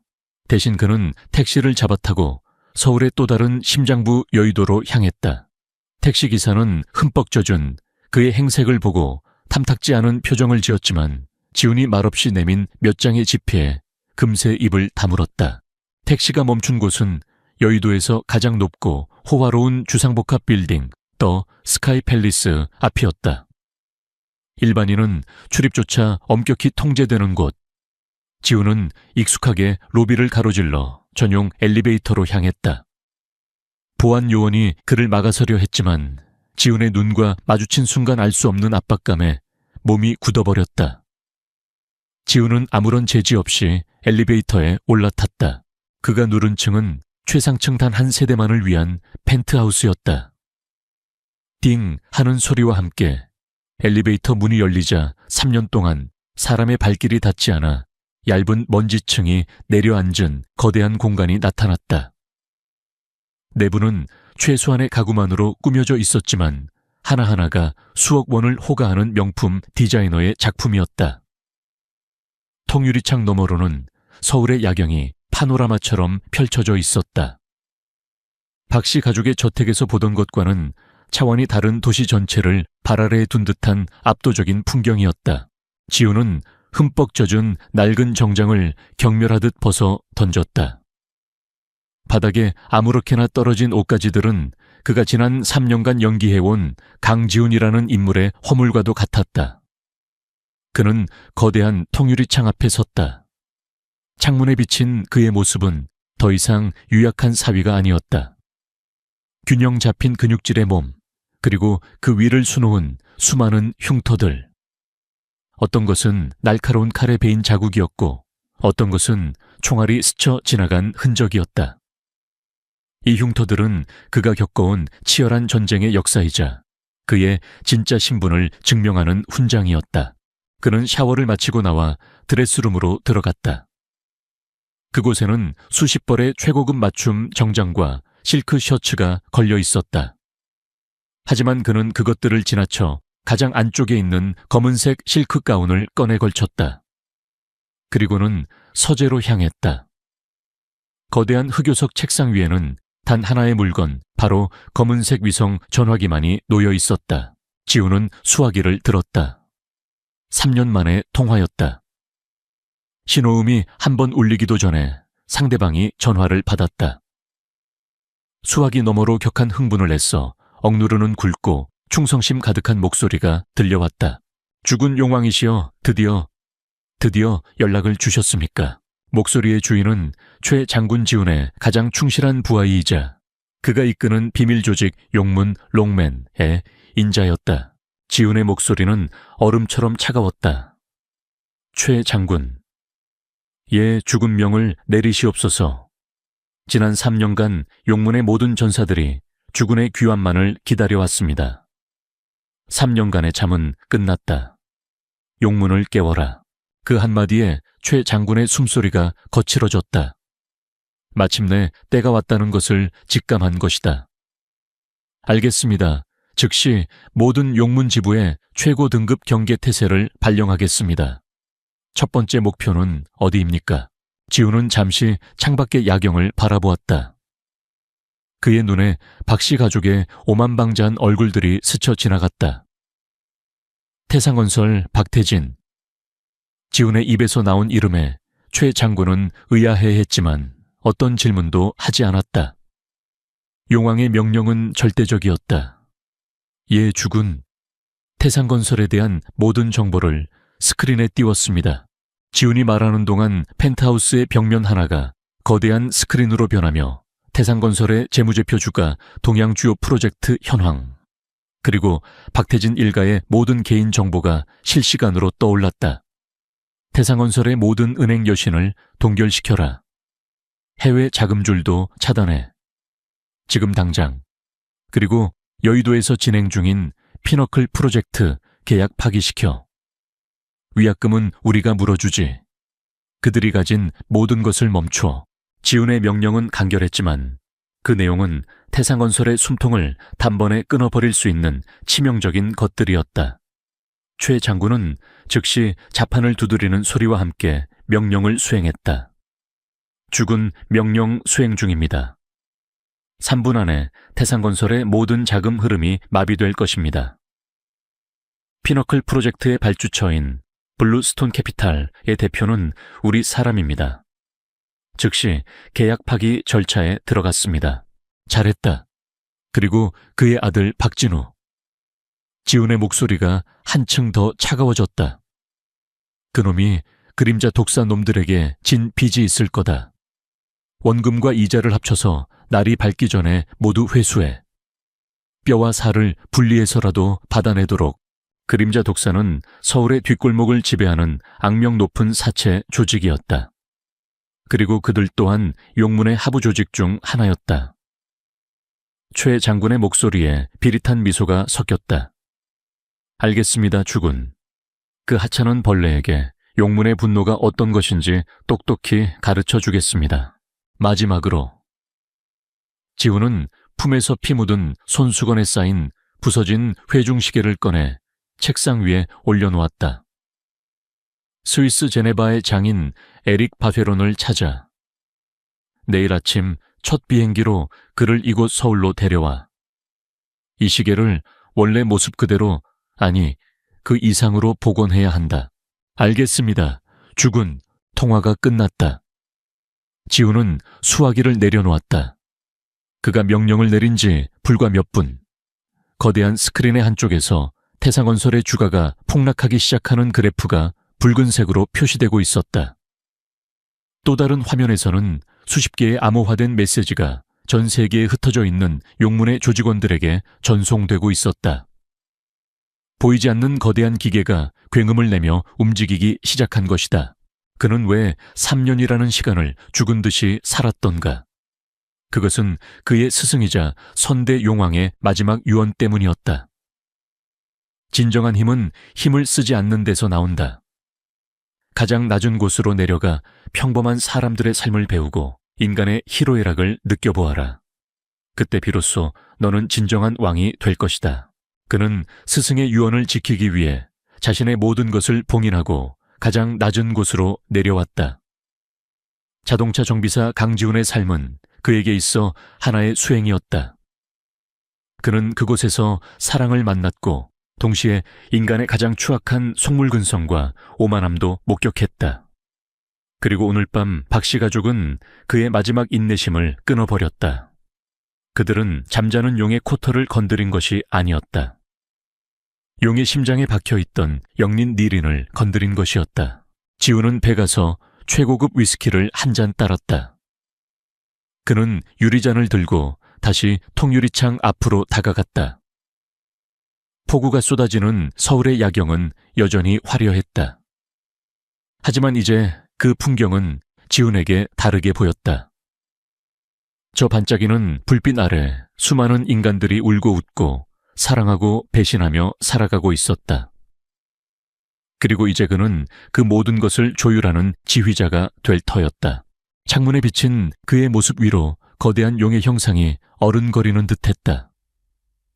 더 이상 굴욕에 찬 사위는 없었다. 오직 냉혹한 복수를 예고하는 제왕 용왕만이 서 있을 뿐이었다. 그의 손에 들린 위스키 잔이 부서진 회중시계처럼 박씨 가족의 운명에 대한 사형 선고서처럼 보였다. 아침이 오면 세상은 모든 것이 바뀌어 있을 것이다. 다음 날 아침 박씨 가족의 저택에는 어젯밤의 폭풍우가 거짓말이었다는 듯이 화창한 햇살이 내리쬐고 있었다. 식탁에는 호텔 조식 뷔페가 부럽지 않을 만큼 호화로운 아침 식사가 차려져 있었다. 어젯밤 강지훈을 내쫓은 후 가족의 분위기는 눈에 띄게 밝아져 있었다. 마치 집안의 해충을 박멸한 듯한 후련함이 감돌았다. 아, 속이다, 시원하네. 그놈이 없으니 집안 공기부터가 달라. 최은희 여사가 우아하게 오렌지 주스를 마시며 말했다. 그녀는 어젯밤의 통쾌함을 감추지 못했다. 진작에 이렇게 했어야 했는데. 민서야, 이제 너도 그 거지 같은 놈은 잊어버리고 엄마가 주선해주는 좋은 남자들 좀 만나봐. 검사나 의사 정도는 돼야 우리 집안에 어울리지 않겠니? 박민서는 억지로 입꼬리를 올렸지만 눈은 웃고 있지 않았다. 그녀의 마음 한구석에는 여전히 불편함과 죄책감이 남아있었다. 하지만 가족들의 강압적인 분위기 속에서 그녀는 아무 말도 할 수 없었다. 아들 박진우는 개걸스럽게 음식을 입에 밀어 넣으며 비아냥거렸다. 그 자식 지금쯤 비 맞은 생쥐꼴로 정비소 구석에 처박혀 있겠지. 꼴 좋다. 감히 우리 집안을 넘봐. 박태진 사장 역시 만족스러운 표정으로 신문을 읽고 있었다. 이제 골칫덩어리도 치웠으니 사업에만 집중하면 되겠군. 여의도 피너클 프로젝트만 성공적으로 마무리하면 우리 태상건설은 국내 10대 건설사 반열에 오르게 될 거야. 그들은 자신들의 오만함이 어떤 대가를 치르게 될지 전혀 상상하지 못한 채 다가올 미래에 대한 장밋빛 환상에 빠져 있었다. 그들에게 강지훈은 이미 과거의 불쾌한 기억일 뿐이었다. 같은 시각 태산건설 사장실. 박태진은 최고급 가죽 의자에 몸을 기대고 시가를 피우며 여유를 만끽하고 있었다. 그의 책상 위에는 여의도 피너클 프로젝트의 조감도가 펼쳐져 있었다. 그의 성공 신화에 정점을 찍어줄 야심작이었다. 그때 비서의 다급한 목소리가 인터폰을 통해 들려왔다. 사장님, 블루스톤 캐피탈의 아시아 지부장님이 긴급 통화를 요청하십니다. 블루스톤 캐피탈은 피너클 프로젝트의 최대 투자자였다. 박태진은 의아하게 생각하며 전화를 받았다. 존슨 씨, 이른 아침부터 무슨 일이십니까? 프로젝트에 관해 좋은 소식이라도 있나요? 수화기 너머로 들려온 목소리는 기계처럼 차갑고 사무적이었다. 박 사장님, 죄송하지만 나쁜 소식입니다. 본사의 글로벌 투자 전략에 급작스럽고 돌이킬 수 없는 변화가 생겼습니다. 유감스럽게도 귀사와의 피너클 프로젝트 계약을 즉시 파기하게 되었음을 통보합니다. 내무, 무슨 말씀이십니까? 존슨 씨, 농담이시죠? 프로젝트는 순조롭게 진행되고 있지 않습니까? 박태진의 목소리가 높아졌다. 그의 이마에 식은땀이 맺혔다. 농담이 아닙니다. 이것은 최종 결정이며 협상의 여지는 없습니다. 계약서에 명시된 대로 계약 파기에 따른 위약금은 저희 쪽에서 모두 지불하겠습니다. 관련 서류는 곧 이메일로 발송될 겁니다. 잠깐만요. 이유라도 들어야 할 것 아닙니까? 우리가 뭘 잘못했습니까? 박태진이 절규하듯 외쳤지만 수화기 너머에서는 뚜뚜 하는 무미건조한 신호음만이 들릴 뿐이었다. 전화가 끊긴 후에도 박태진은 한동안 멍하니 수화기를 들고 있었다. 믿을 수 없는 현실이었다. 회사의 명운이 걸린 프로젝트가 아무런 이유도 없이 하루아침에 공중분해 되어버린 것이다. 우와... 그는 들고 있던 수화기를 벽에 집어 던졌다. 최고급 원목 책상을 주먹으로 내리치고 서류를 찢어 발겼다. 그의 성공 가도에 갑자기 거대한 절벽이 나타난 것이다. 한편 박진우는 강남의 한 명품 시계 매장에서 거들먹거리고 있었다. 이봐 이거, 지난번에 봐뒀던 거 포장해줘. 그가 가리킨 것은 수천만 원을 호가하는 금장 시계였다. 어차피 아버지 회사 돈으로 사는 것이었기에 그는 가격표를 보지도 않았다. 하지만 점원이 그의 카드를 받아들고 잠시 후 곤란한 표정으로 돌아왔다. 손님 죄송하지만 카드 한도 초과라고 나옵니다. 뭐 한도 초과? 내 카드가 너 지금 나 무시하는 거야. 박진우는 길길이 날뛰며 소란을 피웠다. 그는 다른 카드 몇 개를 더 내밀었지만 결과는 모두 똑같았다. 망신을 당한 그는 얼굴이 시뻘개져서 매장을 뛰쳐나왔다. 그가 분을 사귀지 못하고 길가에 서서 담배를 피우고 있을 때였다. 끼익 하는 날카로운 마찰음과 함께 검은색 세단 여러 대가 그의 앞뒤를 막아섰다. 차문이 열리고 검은 양복을 입은 험상궂은 남자들이 내렸다. 그들의 모습은 평범한 깡패들과는 차원이 달랐다. 잘 훈련된 포식자의 살기가 느껴졌다.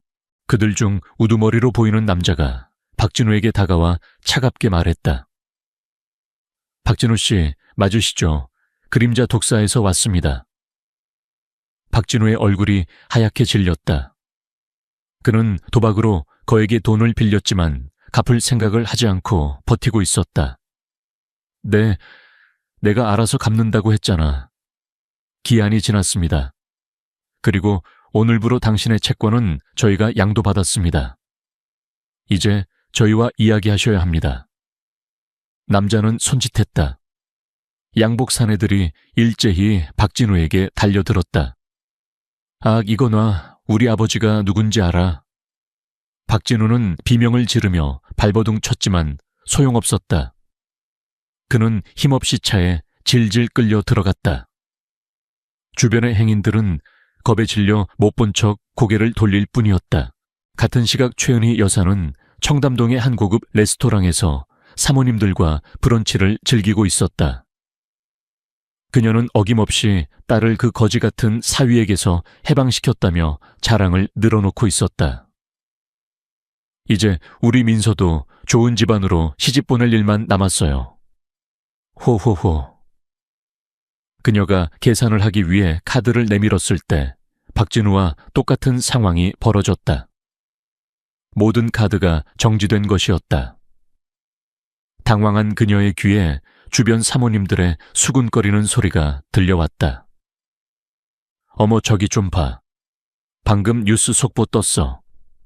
태상건설 여의도 프로젝트 무산됐대. 어머나, 정말 그것만 믿고 주식 산 사람들 다 망했겠네. 아까부터 전화가 불티나더니 박진우 씨가 길거리에서 사채업자들한테 끌려갔다는 소문도 돌던데. 저 집안 무슨 일 있는 거 아니야. 모든 시선이 최은희에게 쏠렸다. 동정과 비웃음이 섞인 눈빛. 그녀가 평생 남들에게 던졌던 바로 그 시선이었다. 최은희는 얼굴이 화끈거려 견딜 수가 없었다. 그녀는 결국 친구에게 돈을 빌려 계산을 하고는 도망치듯 싼 레스토랑을 빠져나왔다. 그날 저녁 박씨 가족의 저택은 초상집 같은 분위기에 휩싸였다. 박태진은 넋이 나간 사람처럼 소파에 앉아 있었고 최은희는 히스테리를 부리며 울부짖고 있었다. 이게 다 무슨 일이란 말이야. 회사도 망하고 당신 체면도 망하고 이제 나보고 어떻게 살라고. 시끄러워. 지금 누구 때문에 이 사단이 났는데. 그때 현관문이 열리고 박진우가 비틀거리며 들어왔다. 그의 얼굴은 엉망으로 얻어맞아 퉁퉁 부어 있었고 값비싼 옷은 갈기갈기 찢겨 있었다. 진우야, 너 괜찮니? 최은희가 달려가 아들을 부축했다. 박진우는 공포에 질린 목소리로 말했다. 아, 아버지. 그놈들이 내일 정고까지 빚 전부 갚지 않으면 신체 포기 각서대로 하겠다고. 그 순간 가족들은 깨달았다. 이것은 단순한 불운이 아니었다. 보이지 않는 거대한 손이 자신들의 목을 조여오고 있었다. 하루아침에 모든 것이 무너져 내렸다. 명예부 그리고 미래까지도. 박태진은 무너지는 회사를, 최은희는 산산조각난 허영심을, 박진우는 자신의 목숨을 위협하는 빚을 떠올리며 절망에 빠졌다. 하지만 그들 중 누구도 이 모든 재앙의 시작이 자신들이 쓰레기처럼 내쫓은 그 가난한 사위 강지훈에게서 비롯되었다는 사실은 꿈에도 생각하지 못했다. 그들은 자신들의 경쟁사나 원한을 품은 다른 누군가를 의심하며 서로를 탓할 뿐이었다. 2층 복도에서 박민서는 이 모든 광경을 조용히 지켜보고 있었다. 그녀의 머릿속에 어젯밤 폭풍우 속으로 사라지던 남편의 차가운 눈빛이 떠올랐다. 그리고 불현듯 섬뜩한 예감이 그녀의 등골을 타고 흘렀다. 설마, 아니야, 그럴 리가 없어. 그는 그저 평범한 정비사일 뿐인데. 하지만 그녀의 마음속에서 피어오른 의심의 씨앗은 걷잡을 수 없이 자라나기 시작했다. 며칠이 흘렀다. 박씨 가족에게 그 며칠은 지옥과도 같았다. 태상건설은 결국 부도 처리되었고 채권단이 들이닥쳐 회사의 모든 자산을 압류했다. 화려했던 저택에도 법원에서 보낸 집행관들이 다녀가며 곳곳에 빨간 딱지를 붙였다. 한때는 성공의 상징이었던 값비싼 가구와 그림들이 이제는 경매에 넘어갈 날만 기다리는 흉물처럼 보였다. 박태진은 매일같이 술에 절어 살았다. 그가 평생 쌓아 올린 모든 것이 모래성처럼 무너져 내리는 것을 속수무책으로 지켜봐야만 했다. 그는 수십 년간 다져온 인맥을 총동원해 도움을 청했지만 돌아오는 것은 차가운 거절과 외면뿐이었다. 어제의 친구가 오늘의 적이 되는 비정한 현실을 뼈저리게 느끼고 있었다. 최은하이는 매일같이 남편을 원망하며 악을 썼고 박진우는 그림자 독사의 협박에 시달리며 방 안에 틀어박혀 폐인처럼 지냈다. 이 지옥 같은 현실 속에서 오직 박민서만이 무언가 다른 생각을 하고 있었다. 이 모든 재앙이 너무나도 시기적절하게 마치 잘 짜인 각본처럼 일어났다는 의심. 아버지가 평생을 바친 회사가 단 며칠 만에 무너지고 오만방자하던 오빠가 쥐구멍에 숨은 생쥐처럼 벌벌 떠는 이 상황. 이 모든 것이 남편 강지훈이 집을 나간 직후에 시작되었다는 것은 단순한 우연일까? 그녀는 평범한 정비사였던 남편의 과거를 떠올렸다. 그는 항상 조용했고 자신을 드러내지 않았다. 처가의 멸시와 조롱 속에서도 그는 늘 묵묵히 모든 것을 감내했다. 그것이 정말 그의 본 모습이었을까? 아니면 거대한 무언가를 숨기기 위한 가면이었을까? 의심의 씨앗은 걷잡을 수 없이 자라났다. 민서는 결국 차를 몰아 지훈이 일하던 낡은 정비소로 향했다. 이미 문을 닫은 정비소는 을씨년스러웠다. 먼지와 기름때가 뒤섞인 익숙한 냄새가 그녀의 코를 찔렀다. 그녀는 안으로 들어가 지훈이 쓰던 작업대를 살펴보았다. 널브러진 공구들과 낡은 부품들. 모든 것이 그가 정말 평범한 정비사였음을 말해주는 듯했다. 하지만 그녀는 포기하지 않았다.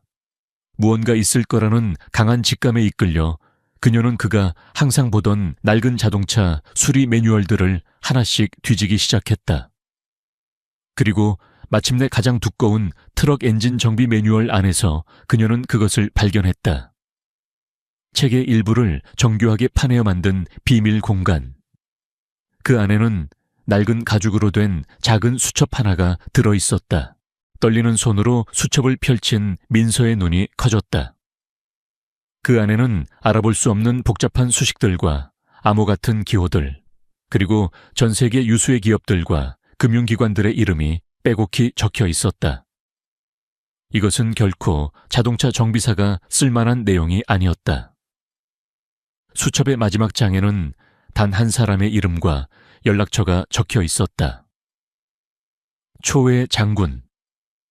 그 이름 아래에는 위성 전화번호로 보이는 숫자 배열이 있었다. 그녀의 심장이 미친 듯이 뛰기 시작했다. 강지훈, 당신은 대체 누구였던 거야? 한편 절망의 늪에 빠져있던 박태진에게 한 가닥 희미한 빛이 비쳤다. 과거에 그에게 큰 신세를 졌다가 지금은 몰락한 옛 동료가 그를 찾아온 것이다. 그는 허름한 포장마차에서 박태진에게 술을 따라주며 조심스럽게 입을 열었다. 형님, 이런 말씀 드리기 뭐하지만 정상적인 방법으로는 이미 끝난 것 같습니다. 나도 알아. 그래서 매일 술이나 마시고 있는 거 아니야. 박태진이 버럭 소리를 질렀다. 옛 동료는 주변을 살피더니 목소리를 낮춰 속삭였다. 사실 방법이 하나 있긴 합니다. 하지만 이건 빛의 세계가 아닌 어둠의 세계에 속한 방법입니다. 그게 무슨 소리야?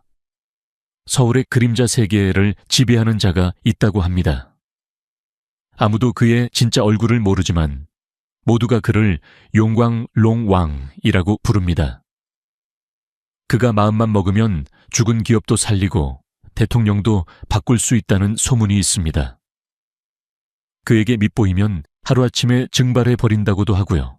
박태진은 콧방귀를 뀌었다. 무슨 전설 따라 삼천리 같은 소리야. 나이 먹고 그런 허황된 이야기를 믿나. 허황된 이야기가 아닙니다, 형님.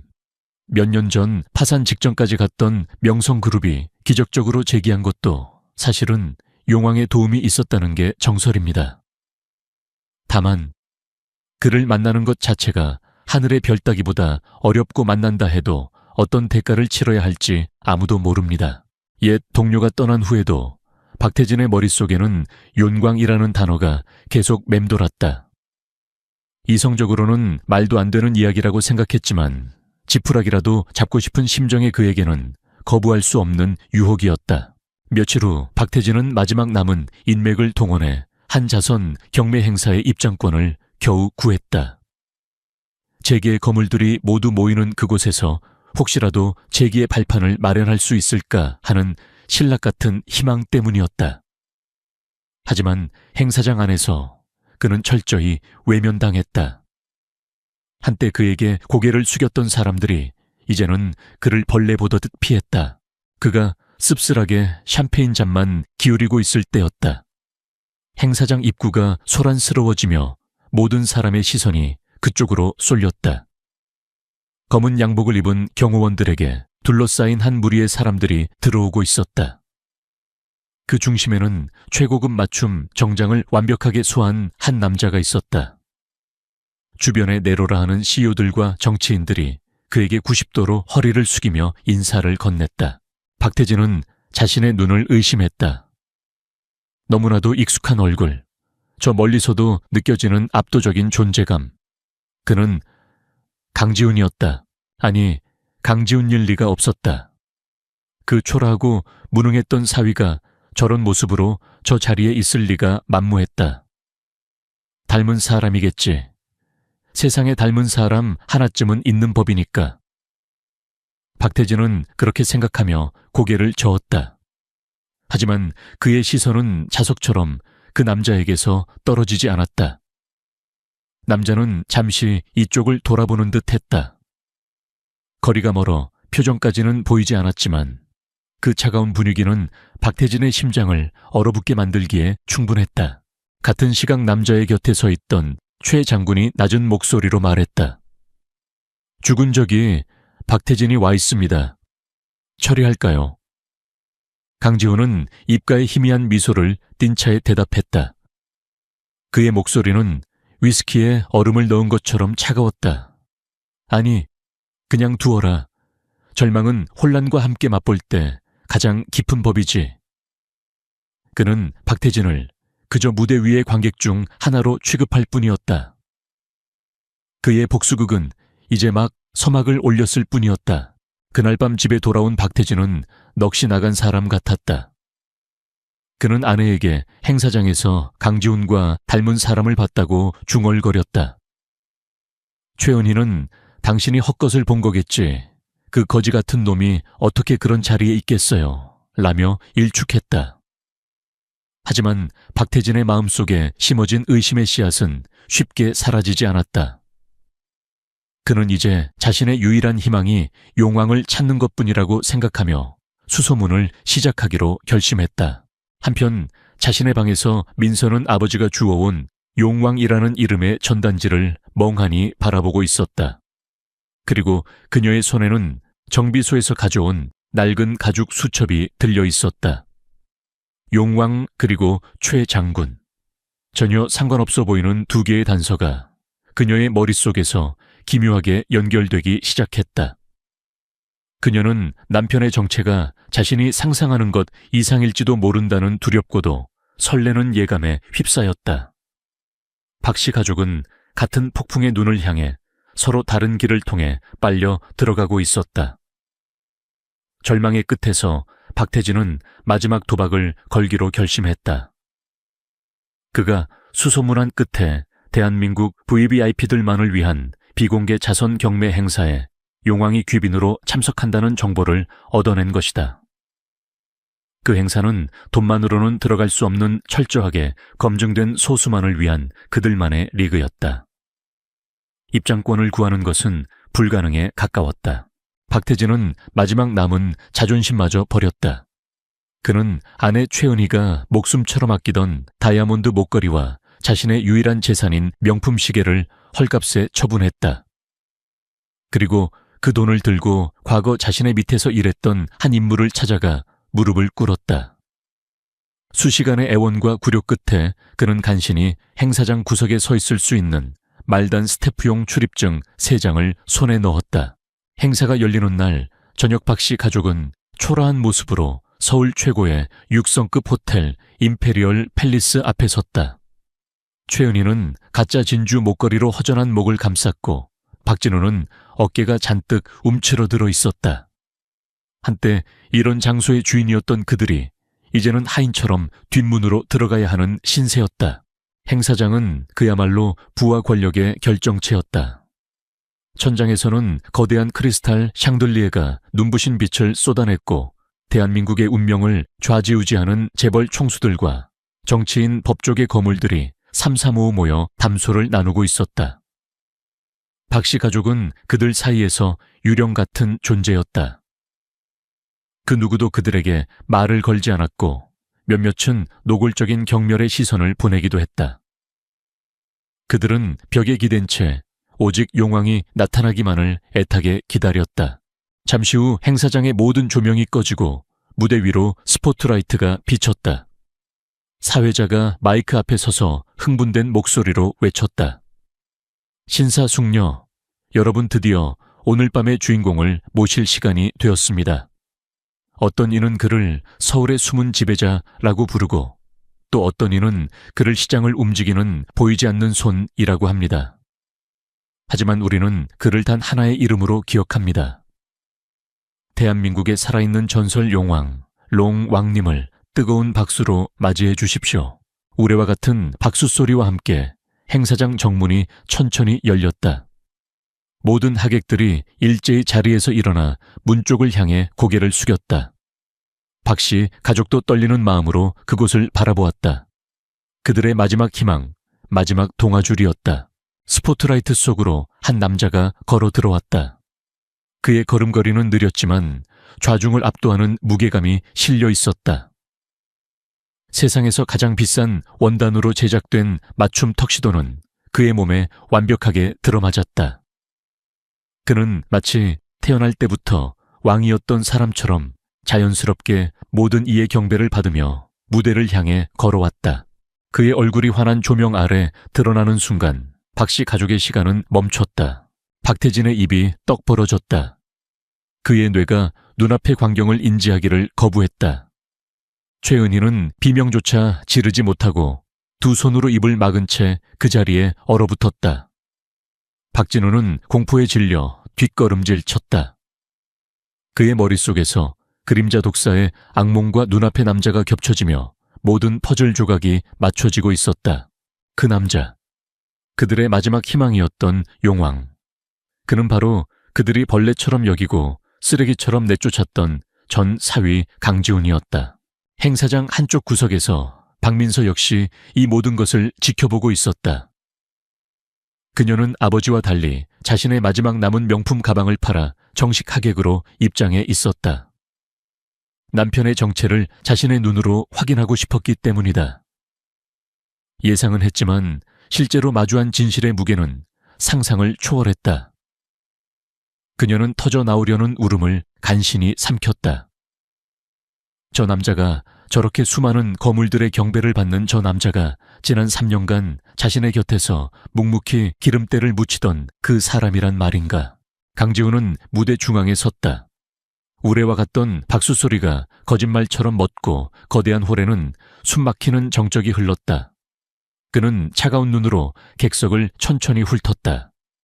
그의 시선이 박씨 가족이 서 있는 구석에 잠시 머물렀다. 그들은 마치 사형 선고를 기다리는 죄수처럼 벌벌 떨고 있었다.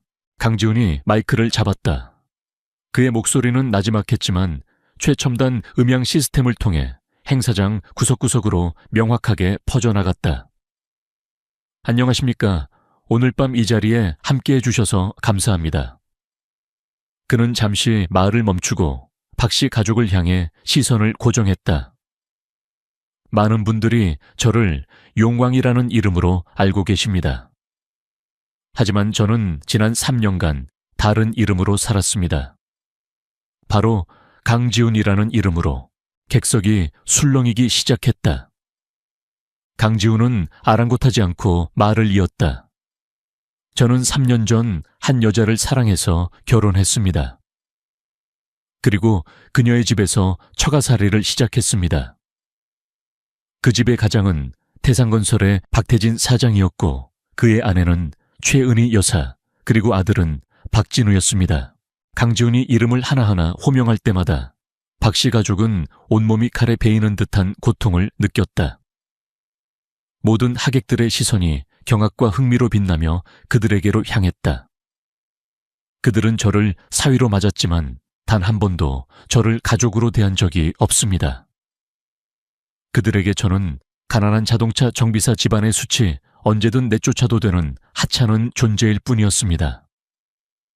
그들은 제 면전에 대고 거지라고 불렀고 손님들 앞에서는 저를 하인처럼 부렸습니다. 그의 목소리는 담담했지만 그 안에 담긴 분노는 서늘한 칼날이 되어 모든 이의 심장을 찔렀다. 그리고 얼마 전 박태진 사장의 황합잔치가 있었습니다. 저는 지난 6개월간 전국을 뒤져 그가 젊은 시절 잃어버렸던 아버지의 유품인 낡은 회중시계를 찾아냈습니다. 그리고 한 달 내내 밤을 새워 제 손으로 직접 수리해서 선물했습니다. 하지만 그들은 어떻게 했을까요? 강지훈은 품에서 부서진 회중시계를 꺼내 보였다. 그의 아들 박진우는 이 시계를 고물상에서 주워온 쓰레기라며 바닥에 내동댕이 쳤습니다. 그리고 그들은 제게 위자료라며 돈 봉투를 던져주며 딸의 인생에서 사라지라고 했습니다. 그의 이야기에 객석은 완전히 얼어붙었다. 아무도 감히 소리를 내지 못했다. 강지훈은 차가운 미소를 지으며 말을 맺었다. 그들은 제가 가난하다는 이유로 저를 내쫓았습니다. 하지만 그들은 자신들이 쫓아낸 것이 가난한 사위가 아니라 자신들의 유일한 구원줄이었다는 사실을 몰랐습니다. 그는 박태진을 똑바로 바라보며 선언했다. 박태진 사장, 당신은 용왕을 만나고 싶어 했지. 소원대로 당신 앞에 서 있어. 당신의 그 오만함과 어리석음의 대가를 치를 시간이야. 그는 사회자를 향해 고개를 까딱했다. 오늘 자선 경매의 첫 번째 물품을 공개합니다. 오만과 탐욕으로 모든 것을 잃은 이들을 위한 기부금 마련을 위해 방금 전 최종 부도 처리된 태산건설의 모든 자산 포트폴리오를 경매에 붙이겠습니다. 시작가는 단돈 1원입니다.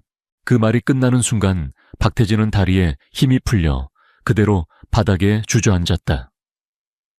최은희는 결국 실신했고 박진우는 거품을 물고 쓰러졌다.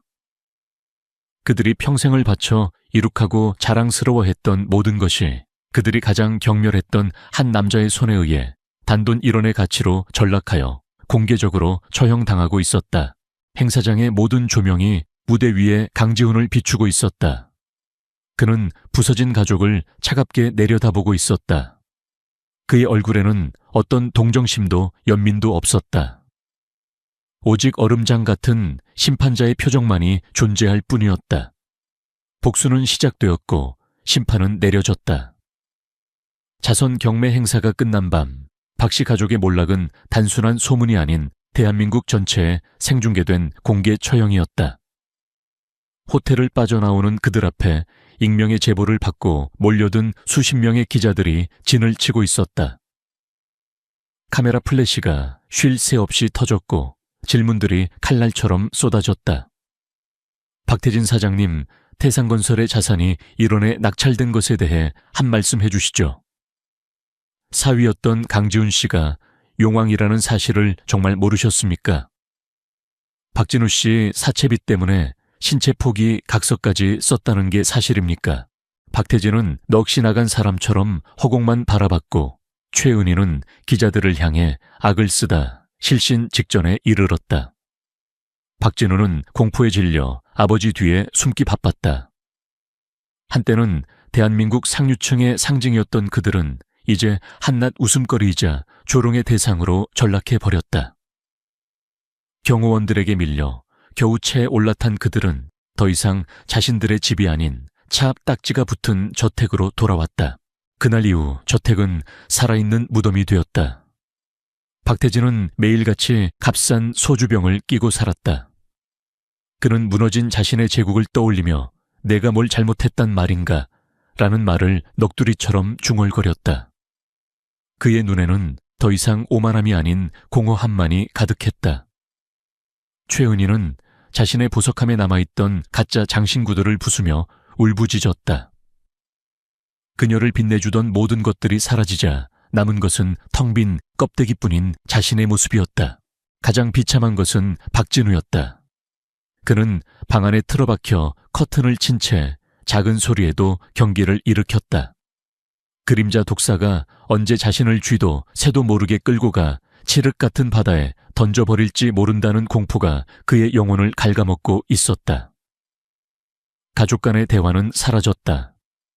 서로의 얼굴을 마주하는 것조차 고통이었기에 그들은 서로를 탓하고 원망하며 각자의 절망 속에 고립되어 갔다. 박민서는 이 모든 광경을 지켜보며 심장이 갈기갈기 찢어지는 듯한 고통을 느꼈다. 가족들의 몰락은 분명 그들이 자초한 일이었다. 하지만 그들의 비참한 모습을 보니 그녀 역시 책임감에서 자유로울 수 없었다. 그녀가 조금만 더 용기를 냈더라면, 남편의 편에 서서 가족들을 설득하려 노력했더라면 상황이 이 지경까지 이르렀을까.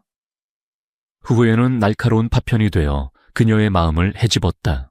그러던 어느 날 오후 저택 앞에 소리 없이 검은색 세단 한 대가 멈춰 섰다.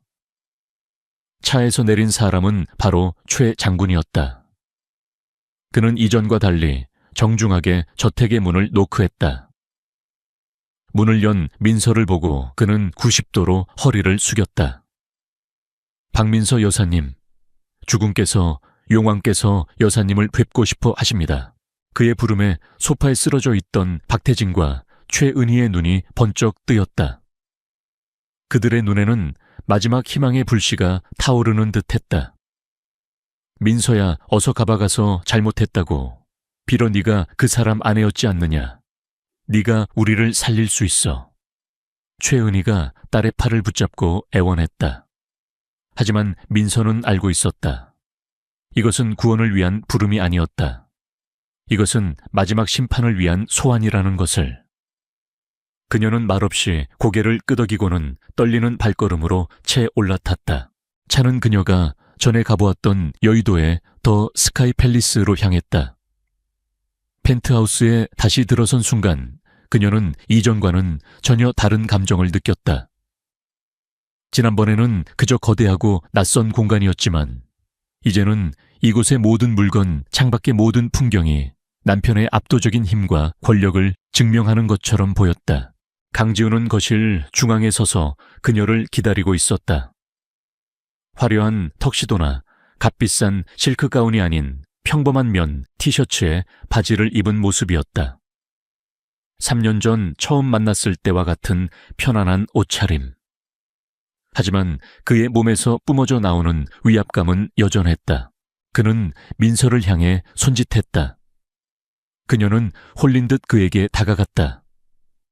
두 사람 사이에는 무거운 침묵이 흘렀다. 먼저 침묵을 깬 것은 강지훈이었다. 그의 목소리는 차가웠지만 그 안에는 깊은 슬픔이 배어 있었다. 왜 그랬어? 그는 단도직입적으로 물었다.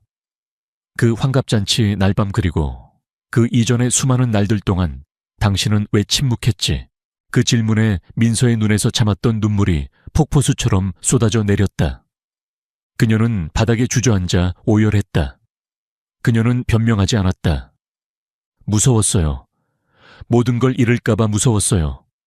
부모님의 기대를 저버리는 것도, 오빠의 비난을 감당하는 것도. 그리고 당신이 내 곁을 떠날까봐 그게 가장 무서웠어요. 그래서 비겁하게 눈을 감았어요.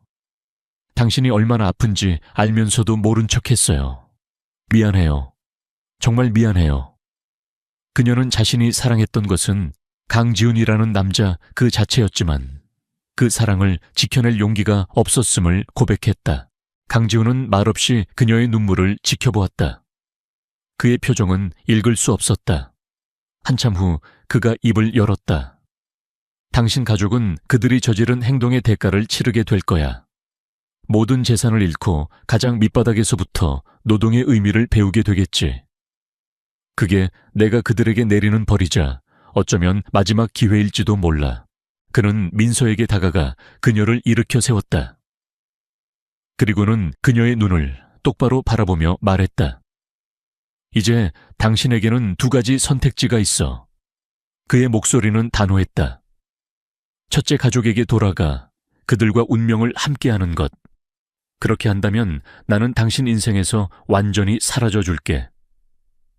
둘째, 당신의 과거를 모두 버리고 강지훈이라는 남자를 향한 당신의 사랑이 거짓이 아니었음을 증명하는 것. 나와 함께 새로운 길을 걷는 거야. 그는 말을 이었다. 그의 눈빛은 그 어느 때보다 진지했다. 하지만 분명히 알아도 용왕의 아내로서 걷는 길은 결코 쉽지 않아. 화려한 보석이나 명품 가방은 없을 거다. 대신 당신은 나와 함께 무거운 책임을 져야 하고 위험을 감수해야 하며 때로는 내 등 뒤에서 칼이 날아오는 것을 막아줘야 할지도 몰라. 그래도 나와 함께 가겠어. 그것은 시험이었다. 그녀가 사랑한 것이 용왕의 권력과 부인지 아니면 강지훈이라는 한 남자의 본질인지 확인하는 마지막 질문이었다. 민서는 흐르던 눈물을 손등으로 닦아냈다. 그녀는 더 이상 울지 않았다. 그녀는 흔들림 없는 눈으로 강지훈을 마주보았다. 그녀의 목소리는 작았지만 그 안에는 강철 같은 결의가 담겨 있었다. 나는 용왕의 아내가 되고 싶은 게 아니에요. 나는 당신의 아내 강지훈 씨의 아내가 되고 싶어요. 당신이 정비사였을 때도 그리고 지금도. 당신이 가는 길이 어떤 길이든 나는 당신 곁에서 함께 걸을게요. 그것이 내 사랑을 증명하는 유일한 방법이라면. 그녀는 용왕이 아닌 강지훈을 선택했다. 그가 가장 듣고 싶었던 대답이었다. 강지훈의 얼음장 같던 얼굴에 3년 만에 처음으로 희미한 미소가 피어올랐다. 그는 말없이 손을 내밀어 그녀의 젖은 뺨을 감쌌다. 두 사람의 새로운 이야기가 시작될 것임을 예고하는 조용한 순간이었다. 강지훈과 박민서는 펜트하우스의 거실, 도시의 야경이 한눈에 들어오는 통유리창 앞에 나란히 서 있었다. 3년간의 오해와 고통, 그리고 짧지만 강렬했던 복수의 폭풍이 지나간 후 찾아온 고요함이었다. 민서는 지훈의 어깨에 조용히 머리를 기댔다. 이 남자의 진짜 세상은 그녀가 상상했던 것보다 훨씬 더 거대하고 위험했지만 이상하게도 그의 곁에 있을 때 그녀는 생애 처음으로 완벽한 안정감을 느꼈다. 후회하지 않아 지훈이 낮은 목소리로 물었다. 당신이 알던 모든 화려한 삶을 잃었어. 앞으로는 어쩌면 더 힘든 길을 걸어야 할지도 모르는데. 민서는 고개를 저으며 그의 손을 더욱 꽉 잡았다. 내가 후회하는 건 딱 하나뿐이에요. 당신이 혼자서 아파하는 동안 내가 당신 곁을 지켜주지 못했던 거. 이제 다시는 그런 실수 안 할 거예요. 그들의 평화로운 순간은 최 장군의 다급한 등장으로 깨졌다. 그는 서재 문을 열고 들어와 지훈에게 깊이 고개를 숙였다. 그의 얼굴에는 긴장감이 역력했다. 죽은 죄송합니다만 긴급 보고입니다. 흑귀, 헤이 셰이구이. 놈들이 움직이기 시작했습니다. 흑귀. 그 이름이 나오자 강지훈의 눈빛이 순식간에 날카롭게 변했다. 펜트하우스 안의 공기가 얼어붙는 듯했다. 흑귀는 용문과 오랫동안 대적해온 숙적 북쪽 대륙에 기반을 둔 거대한 범죄 조직이었다. 그리고 그 수장인 제갈성 주거청 한지훈이 유일하게 라이벌로 인정하는 교활하고 잔인하기로 이름난 자였다. 3년 전 지훈이 모든 것을 버리고 잠적해야만 했던 이유가 바로 흑귀와의 마지막 결전 때문이었다. 당시 용문은 승리했지만 지훈 역시 큰 부상을 입었고 조직은 재정비할 시간이 필요했다. 그는 자신의 죽음을 위장하여 적들을 속이고 평범한 정비사로 살아가며 힘을 회복하고 있었던 것이다. 박민서를 만난 것은 계획에 없던 일이었지만 그녀를 지키기 위해서라도 그는 자신의 정체를 더욱 철저히 숨겨야만 했다. 하지만 이제 그가 돌아왔다는 소식이 결국 적의 귀에까지 들어간 것이다. 제갈성 그놈 내가 돌아온 것을 나약함의 증거라고 판단한 모양이군. 지훈이 차갑게 말했다. 내 죽은 저희 정보망에 따르면 흑귀의 핵심 전력들이 비밀리에 국내로 잠입하고 있으며 용문의 주요 사업체들에 대한 동시다발적인 공격을 준비하고 있다고 합니다. 최 장군의 보고에 민서의 얼굴이 하얗게 질렸다. 그러나 지훈은 놀라울 정도로 침착했다. 오히려 그의 눈에는 기다렸다는 듯한 불꽃이 타오르고 있었다. 잘 됐군. 숨어있는 쥐들을 일일이 찾아다닐 필요가 없어졌으니. 그는 서재의 거대한 스크린 앞에 섰다. 그리고는 마치 교향곡을 지휘하듯 짧고 정확한 명령들을 내리기 시작했다. 최 장군 청룡 부대는 흑귀놈들의 자금줄인 블랙터틀 파이낸스의 전산망을 파괴해라. 단 1원도 빠져나가지 못하게 막아. 백호 부대는 잠입한 놈들의 은신처를 모두 파악해서 포위망을 구축해. 단 한 놈도 살아서 빠져나가지 못하게. 주작 부대는 언론을 통제하고 이번 작전이 외부에 알려지지 않도록 모든 흔적을 지워. 그리고 현무 부대는 나와 함께 직접 제갈성을 만나러 간다. 그날 밤 서울의 어둠 속에서 보이지 않는 전쟁이 시작되었다. 하지만 그것은 전쟁이라기보다는 일방적인 사냥에 가까웠다. 3년간 힘을 비축하고 있던 용문의 전력은 흑귀의 상상을 초월했다. 강지훈의 완벽한 전략 아래 흑귀의 조직원들은 자신들이 공격을 시작하기도 전에 각계격파 당했다.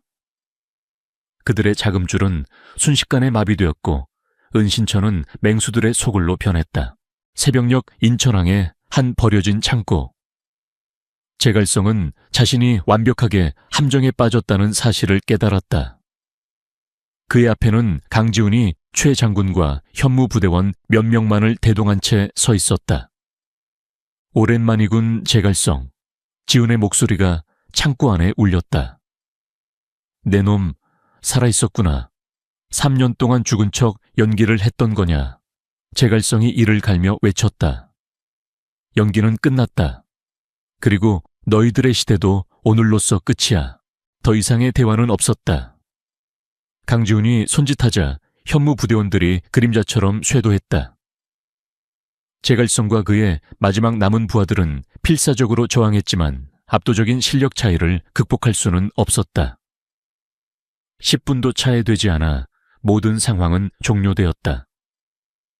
강지훈은 쓰러진 제갈성을 차갑게 내려다보았다. 이로써 길고 길었던 악연에 마침표가 찍혔다.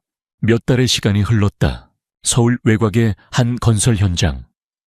박태진은 안전모를 쓰고 교통정리용 경광봉을 흔들고 있었다.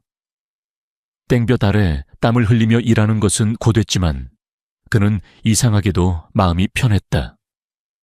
그는 땀 흘려본 돈으로 사먹는 컵라면이 세상 그 어떤 진수성찬보다 맛있다는 것을 배우고 있었다.